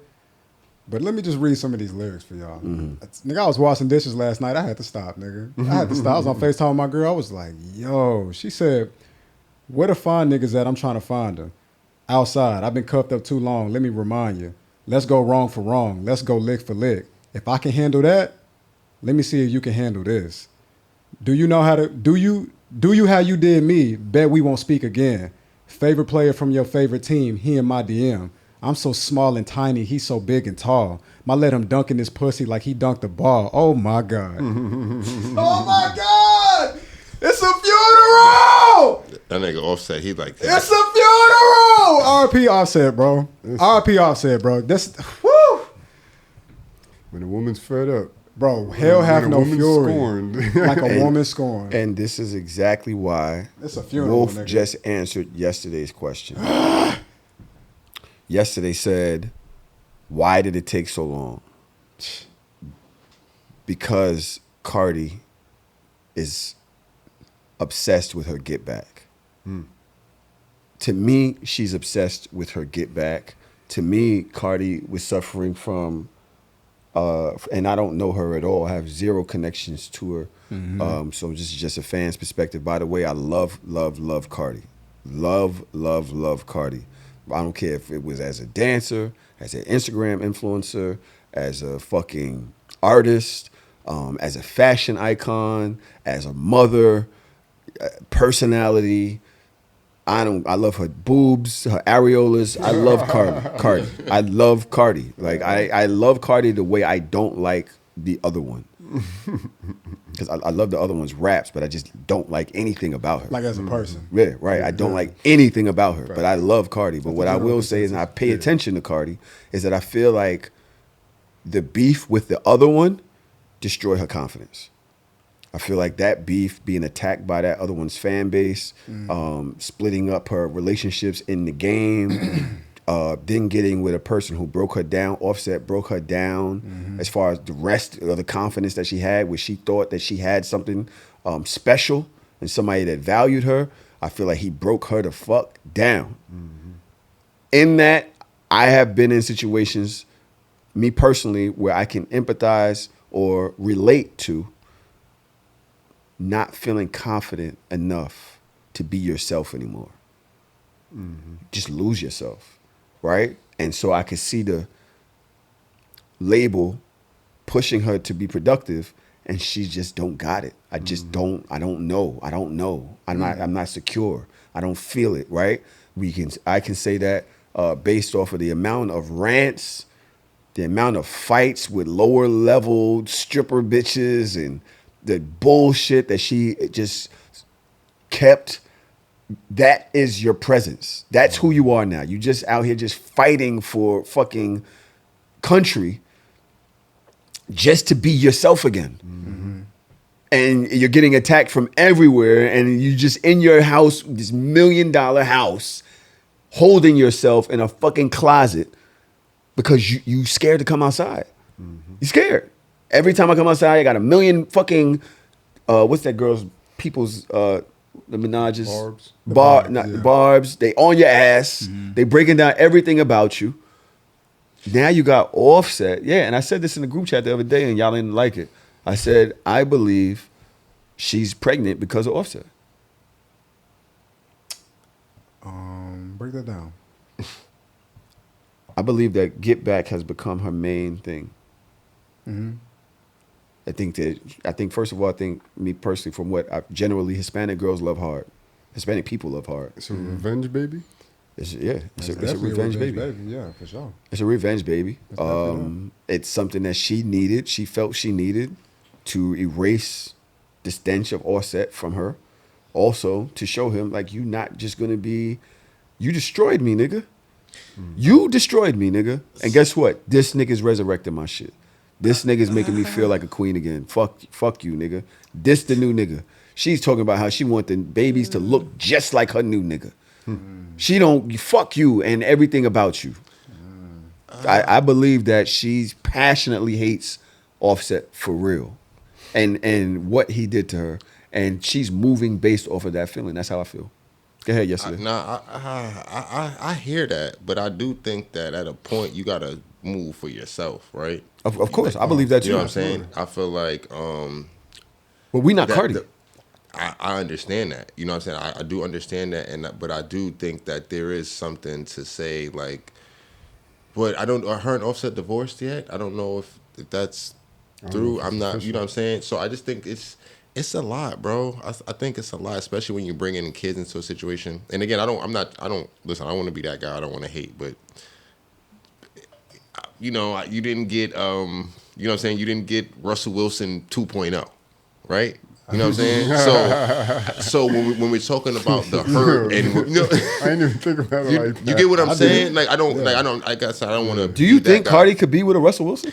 Nah, that's not what I'm saying. Is I would want her to be with somebody who's not going to recreate gonna the same that. shit. Yeah, that's what I'm saying. Him. That's what I'm saying right now. Because that's not the flex she really think it is. Yeah, because if it's about what you're saying, Tahoe, this nigga's making me feel this way. Yeah, that's not. Well, listen, Offset will have his win again in due time. If this is the metric that we're going off of, you see what I'm saying? So that's why I'm saying, like, I don't know if that's the play. It might be the, like, to your point, the right now, I'm upset. I want to get over this. I want to get through this right now. But I think long term. Yeah. And then also, like I told you in the group chat, I'm like, yo, bro, this is now will be the second album that she's only put out 2 albums. And that means every album that she's put out, she's been pregnant for. She's had to be pregnant on tour. She's had, you get what I'm saying? Maybe that's her lucky charm. Yeah, baby in the stomach. It's her lucky charm. Bro. Listen, it's not working against her. She's out here looking at, she's grinding, she's twerking. Her album is doing numbers, massive numbers. I mean, the album sales is a little manipulated based off WAP and whatever the other song was, but that she threw on the album. But nigga, it's success. And you was telling me about the label putting under pressure. I would think that the label is happy with the numbers it's doing. What do you think? Fuck the baby. The baby. Well, like I said, that's her own personal choice. Nigga. But I think, like I told you before, she's gonna have to work. And the trauma, I think you could attest to this too, trauma. Like, she's gonna have to work going forward, right? All of them people that she had in the building, it's not the same people. So she doesn't have the cachet with the building just kind of do whatever. Like, it's really performance based from here on out. Let's be honest as men, right? And that does not mean that you have to think any certain way, but it's just men in here. Be honest. It's just men in here, right? We have a different experience in life, and we look at women differently than they look at themselves. There's social constructs, whatever. Do y'all think it's a good look? Fuck it. For her to be pregnant by Stephon Diggs when there are multiple babies also in the public that are in other women's stomach right now. No. She's has a 1-year-old baby herself. No. She's not even fully divorced from her. Give me your honest opinions, and it can be in support of it. It's not the flex that she think it is. Like, as of right now, like, the lyrics scathing, you know what I mean? And I hate that for Offset.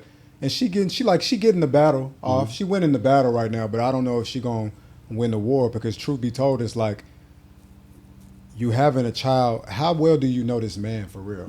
You know what I mean? Like, how, I don't know nothing about this nigga other than he's a professional athlete, but like, where's his morals? Where's his values? What's his integrity really hidden like? And he got other children that he having simultaneously at the same time. He's so a well-known sniper. He's a well-known sniper. So do you realize what you just put yourself into? Life is already stressful enough with your one child, with the situation you got with your child's father.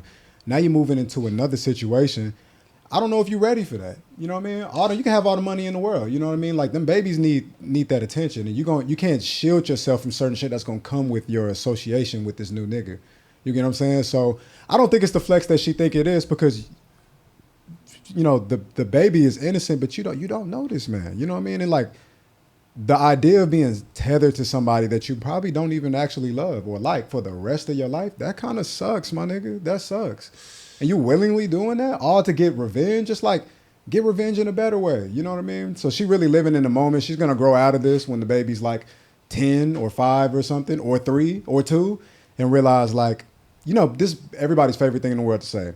I don't regret my kid, but If I had to do it again. everybody say that. I don't regret my kid. If I can keep the kid the same, they just change the parent. I don't know. So do y'all think she purposely got pregnant? I think so. She purposely kept it. I think it's plausible that it was an accident, but she's trying to What's an accident? put a spin on it. What is an accident? Nah. Meaning, like, I wasn't planning on In laying 2020? down with somebody. You wasn't planning on doing what?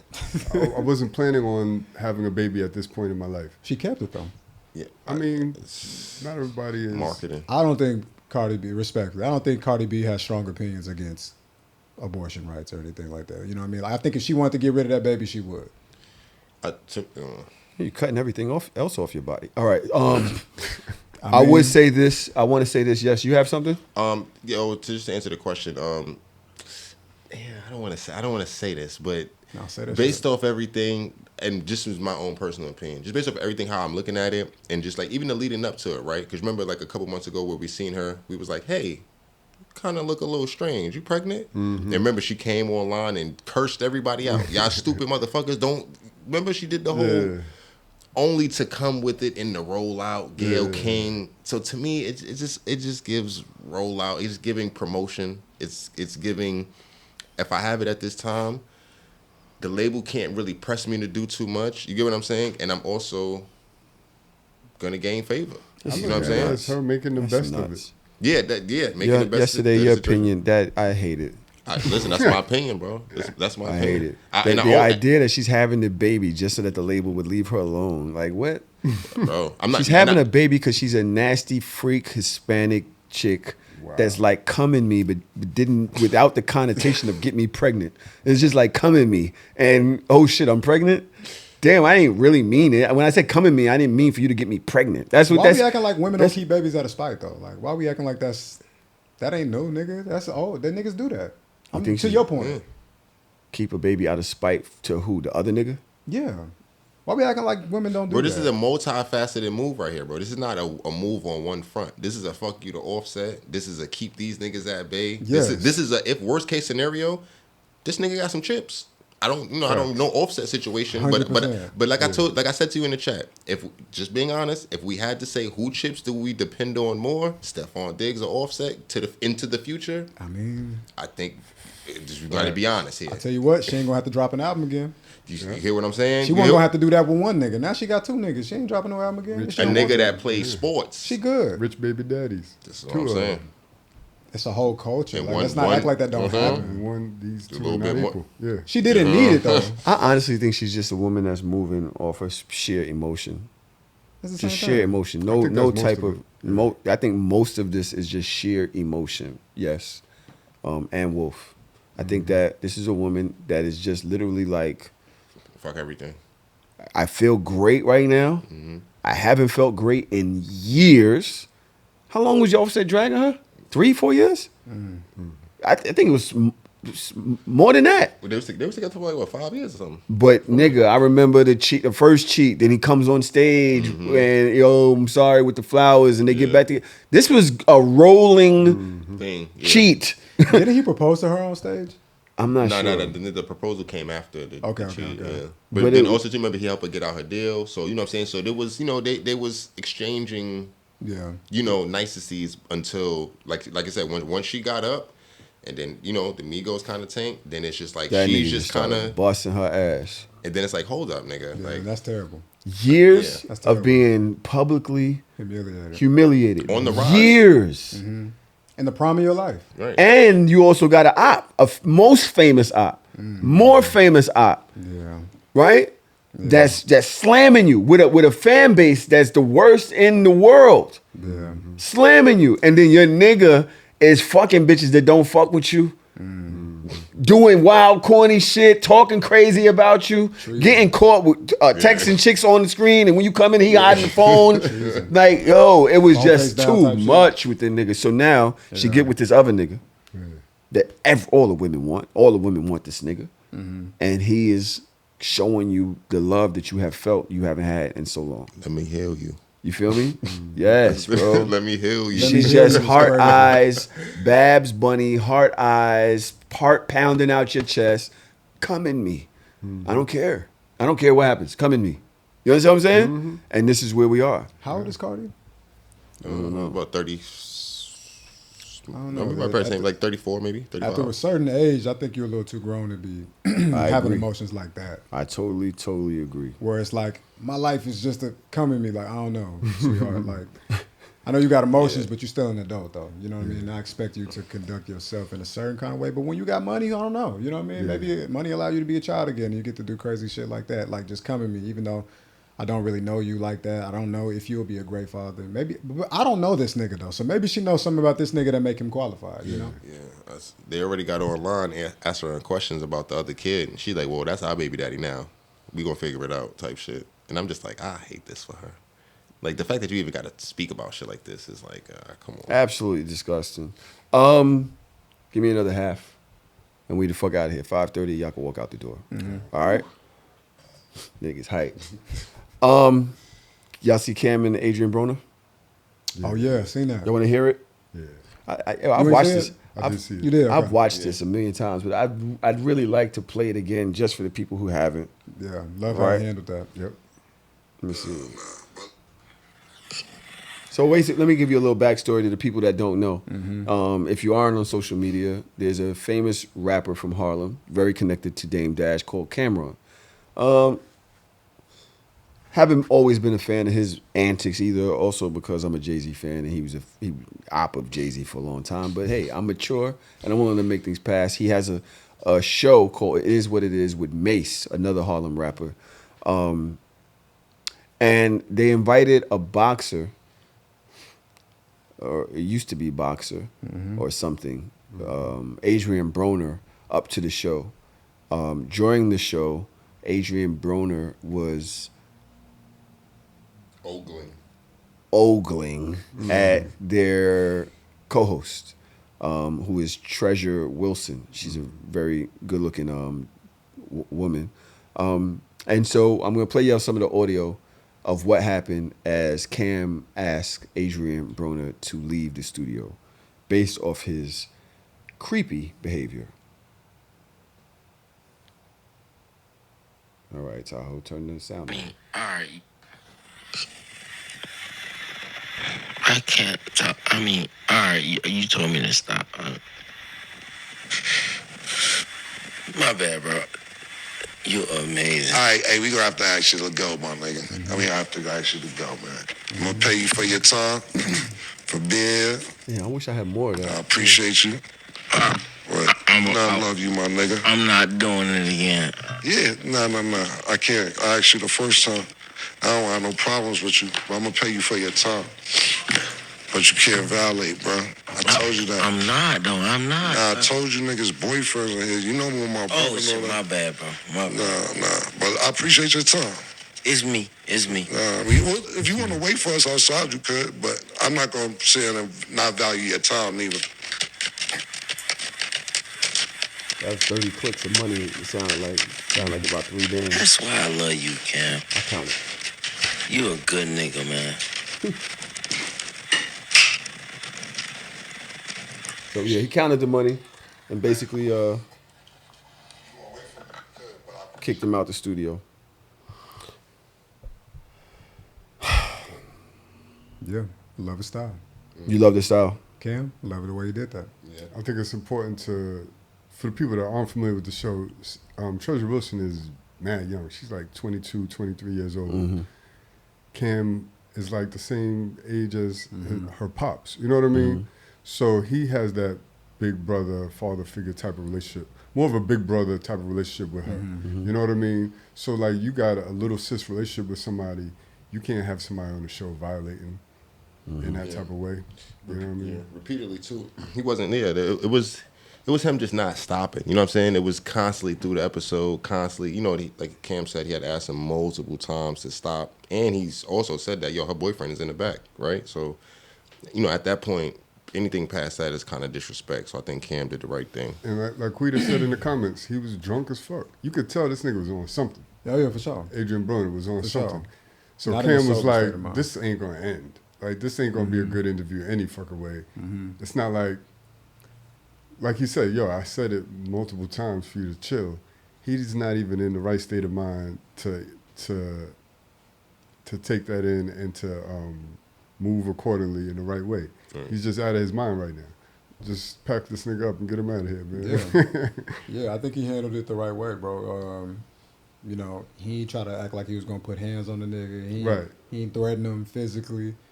He did it in the most classy way possible. He was like, listen, I asked you several times now, you know what I mean? I'm not gonna ask you again, so how about this? Like, we're gonna keep it clean, compensate you for your time so you feel like you're not getting finessed, or, you know, you don't have a reason to try to get rah-rah, you know what I mean? But at the end of the day, I'm not going to allow you to make this woman in my presence feel uncomfortable. Facts. And as a man, that's the most manly shit you can do. You know what I mean? Like, we in your business, we in your faction. If that woman here, she with me. You know what I mean?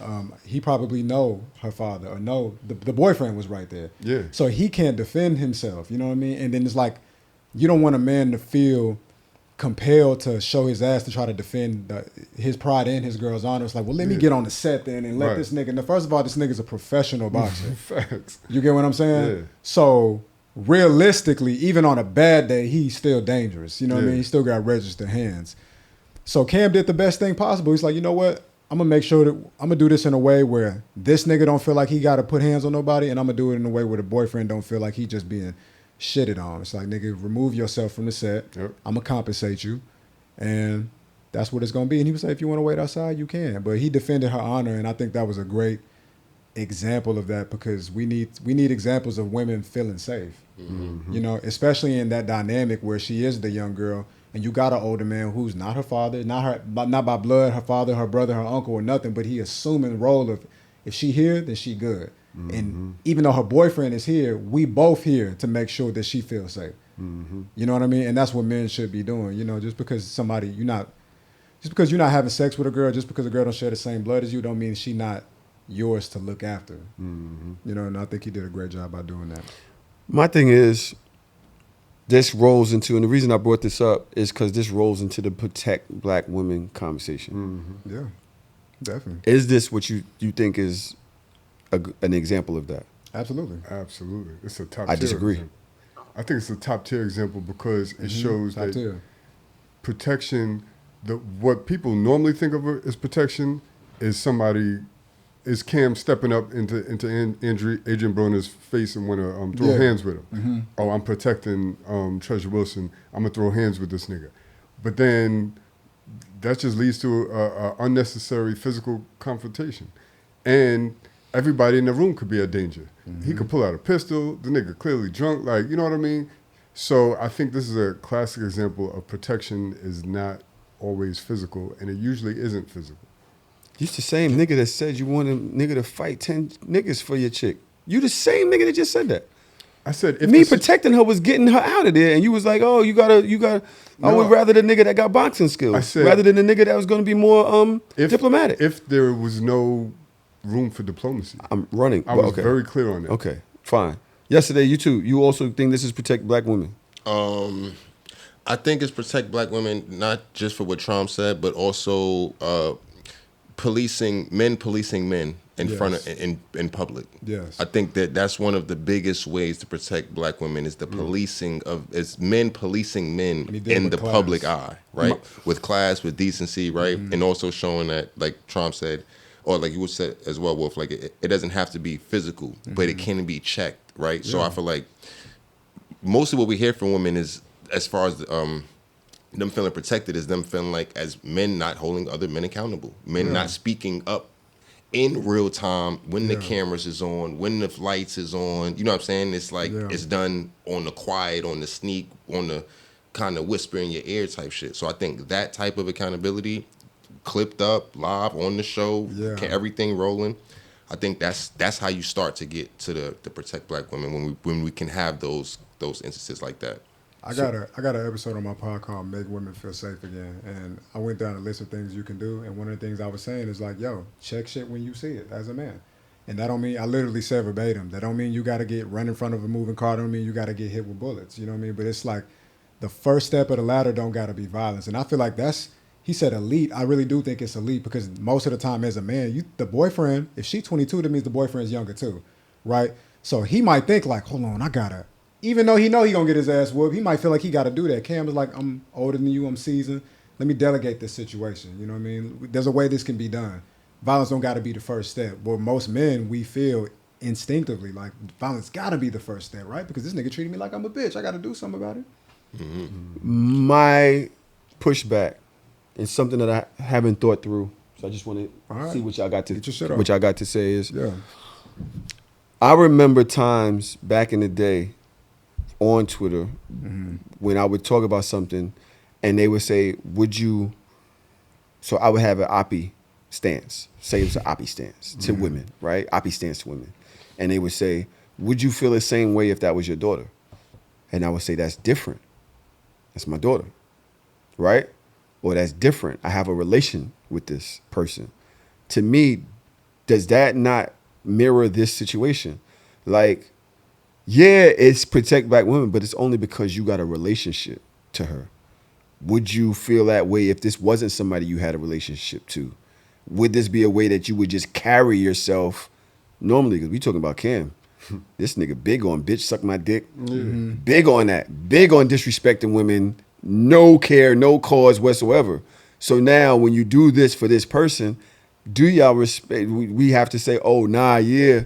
But yeah, you doing it because you know her. You doing it because you have you humanize this one. It's still protection. Whereas you dehumanize the other ones. It's still protection. It is, I suppose so. And it's like context is everything. Like I don't know the context behind why he was wilding out on them other women in that way. But like protection is protection. Also, you got to consider this nigga is dangerous. This nigga, Adrien Broner, is a dangerous man. That nigga could come into this room right now and knock all of us out very quickly. It's not gonna take him long. He might not, the first punch might not do it, but by the third or fourth, you can guarantee he gonna have you feeling your mortality. He ain't gonna get through here. Huh? Y'all all safe in here. No. I hear you, but I'm just letting you know. No. Listen, I hear you. I'm just letting you know. But you get what I'm saying, though. Yeah. Like, there's things he can do with his hands because he done put in the work to do that, though. So I also feel like that's another reason why we can get on the macho shit all we want, but at the end of the day, the man is who he is, independently from what I think I'm gonna do to him. Yeah, that's true. You know what I mean? So I gotta assess the situation like that. So what's the efficiency is about efficiency. What's the easiest way out of this situation. So my real point is, does it matter if you treat the women around you differently than you treat the women? Like, say, y'all remember, or you would see a woman getting violated in the street, and they'd be like, them niggas around her didn't do nothing. Does it matter if It depends on you the don't context. know them? It depends on the context of the situation. There are women that I've seen being violated that I've protected, and there's women I've seen being violated I didn't do nothing about. And Why? Twice. One, because I needed to fully understand the situation. You know what I mean? One, it was she was a fiend getting beat up by the nigga who was selling her drugs. You get what I'm saying? That situation, I had a natural inclination to want to do something, but I had to assess what was going on, and I had to assess what was going to happen to me. You get what I'm saying? Another situation, it was a pimp beating his hoe. You know what I mean? And then I had to assess that situation too, because I seen them a couple of days later, she was right with that nigga. You get what I'm saying? And there was other situations where I knew right there in that moment, like, nah, I need to protect her. I know a lot of people not going to understand that level of compartmentalizing, but when you grow up a certain kind of way, it could be life and death for you. So with Cam, it's like I need to understand the context of why he was dogging a shorty out. I got to understand the context because the context matters. Like I said, I've seen two women get their ass beat in front of me, and that wasn't the choice. I didn't make that choice to step in, and I don't think that was the wrong choice. I might not be here if I would have did that. Tron, would you have stepped in? Yo, to your point, like domestic violence, shit like that, you might try to step in, and to your point, they're gonna be back together the next day. I seen it. And now you the one in jail or got fucked up, stabbed or hospital, some shit. yeah, I seen it. And you went to protect her, and she with the nigga still. So it's like those seen it. situations. I ain't see somebody getting beat up, but I seen a potential for that. And I might say so. I've walked by, yo, y'all should chill. Police. I might lie and be like, yo, police right down the block. Something just to get him to ease up. But I'm not going to insert myself in that situation if it looks domestic. It gotta be right. They have a relationship. Even a pimp hoe, that's a relationship. That's a right? relationship. So I definitely feel you on that. And in this situation, it's also different because it's like, this is Cam's space. He's like, yo, anybody that's in my space, Come on. any woman that's in my space, I'm Come on. protecting them. This is my podcast. This is my studio. Come on. I pay for all of this You shit. be the same way. I hired you. I invited you.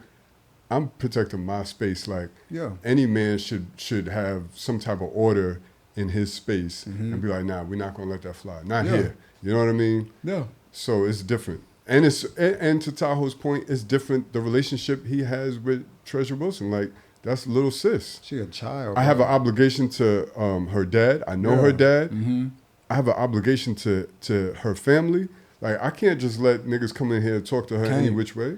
Yeah. Can't. And she gonna feel, first of all, this nigga is super famous, Adrien Broner. He could be intimidating. He might not think he is, but it's like, you don't know what she like.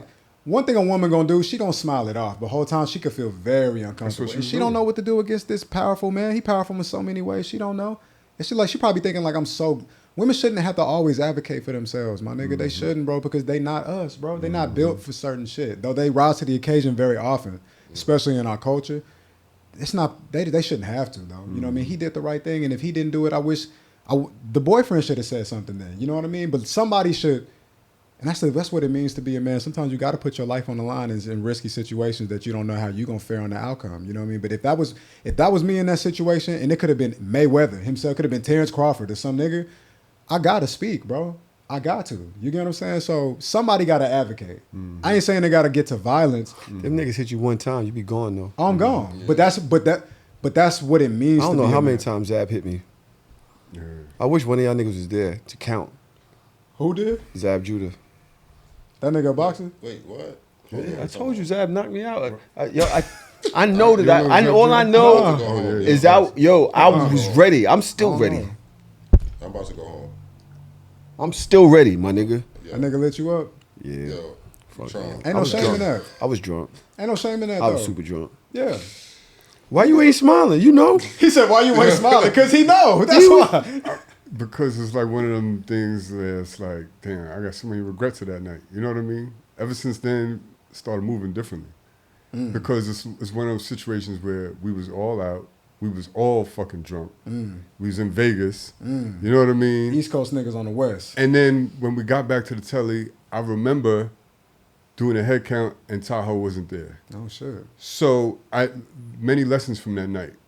one, don't get too drunk. I'm not getting, especially when I'm away from home. Especially the type of nigga, you a cool, calm, reserved type of nigga. Like, you always got to be in control of what's going on in the world. Shit pops off when you far away from home. I can never be drunk out of my mind anywhere, right? Other thing is, I assumed that Tahoe was okay, because I'm like, oh, Tahoe found a shorty. Yeah, he probably dipped working on off somewhere. Yeah, you know what I mean? But it's like, nah, we got to share each other's locations. We got to check in. We got to call niggas, yo, you good? If you go there with somebody, you got to leave with the same person, or at least check up. Somebody got to be able to balance. Some types of checks and balances. You know what I mean? So that's what I learned from that night, man, because that shit made all of us feel horrible. Like, yo, we was all together, and we left this nigga. So he was gone? You was gone till the next day? I was in the hospital. Oh, we didn't know where he was. Shit. We in the Charlie, and this nigga just pops up with fucking hospital wrist bracelets on. And we like, no. On vacation. Bro. And I was on parole. I had to ask my parole officer if I could leave. I come back fucked up. Or shit was crazy. But Zab was with it. We was with it. Zab got us in the spot. He got us in the club that night. Because of me.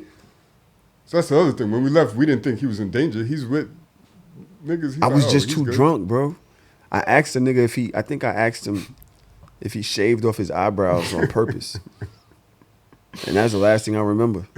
I remember he stood up, and I remember I stood up, and then I seen a bunch of niggas stand up, and then I woke up chained to the hospital bed. You ain't even feel it for real. Nah. Well, shit, whatever they put on my shit, yeah, man, I woke up chained to the hospital bed, like strapped.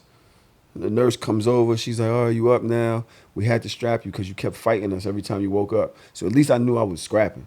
At least I knew I was scrapping, bro. You got stories, bro. I would love to see you do like a series one day where you just give a whole pod about like a day in one of your lives that's story worthy. Wow. I think that would be mad interesting. Yeah. 'Cause I'm like, what the bro. fuck? Yeah. I was trying to chase that nigga down for years after that, trying to get 5. I kept telling him, I want 5 minutes. I want 5 minutes. Just give me 5, yeah. Just give me 5 minutes. No, stop a lie. No, the devil is a lie. Yo, thank y'all all for coming out to So Shameless, man. It's been a great day. Wolf, please tell them where to find you, what you got going on. I'm still shocked by the story. No, yeah, absolutely. Yo, my name is Wolf Taylor. I have the Halfway Up podcast. I call it Halfway Up because you never finish rising. I've covered things such as make women feel safe again, how to get over feeling lonely, extend your parents' grace. I'm actually so stunned by the story for real. I'm like, it genuinely threw me off. Yeah, but it's a self-development podcast, man. I just try to talk about things that people are actually fucking going through. You know what I mean? So there's a great chance I've covered something that'll resonate with you. So I would love your support. Please come through. If you connected with me through this podcast, let me know. Send me a DM. Leave a rating and review to this podcast, please. You know, we need all the support we can get. Share a clip. Leave a comment. Do something. The support means a lot to us. Yes, sir. This podcast is a content creator. Yes, sir. Yeah. Can I come on your show? Yeah. Word. 100%. I would love to come on your show. Yesterday, we loved it. I don't know if Tron would Yo, love it. Yo, I'm about to can we say, get Wolf, I some just guest followed appearances you, Wolf. over there? God bless. This nigga's a genius, y'all. Like, did y'all hear the way he was talking today? Bro, one of my fave guests of the year. He that's fills tight. up That's space. tight. You understand what I'm saying? Like, bro, you are a genius. I love talking to you. bro. And hopefully you'll come back. Hopefully, because we've been trying to get him. I've been trying to get him It's been over, a minute. over a year. Over a year, yeah. Over a year trying to get him When I here. walked up and seen Wolf sitting on, I was like, oh, we about to have some conversations today, boy. Bro. This is fucking good. Great content. I got to go. My son's just calling me to take them to go get their hair cut Nice. before my 7 o'clock. Yo, So Shameless. Y'all know what it is. We'll see y'all next week. Thank y'all. Peace. Thank y'all. Thank y'all. Thank y'all. Thank y'all. Thank y'all. Yeah. Bro.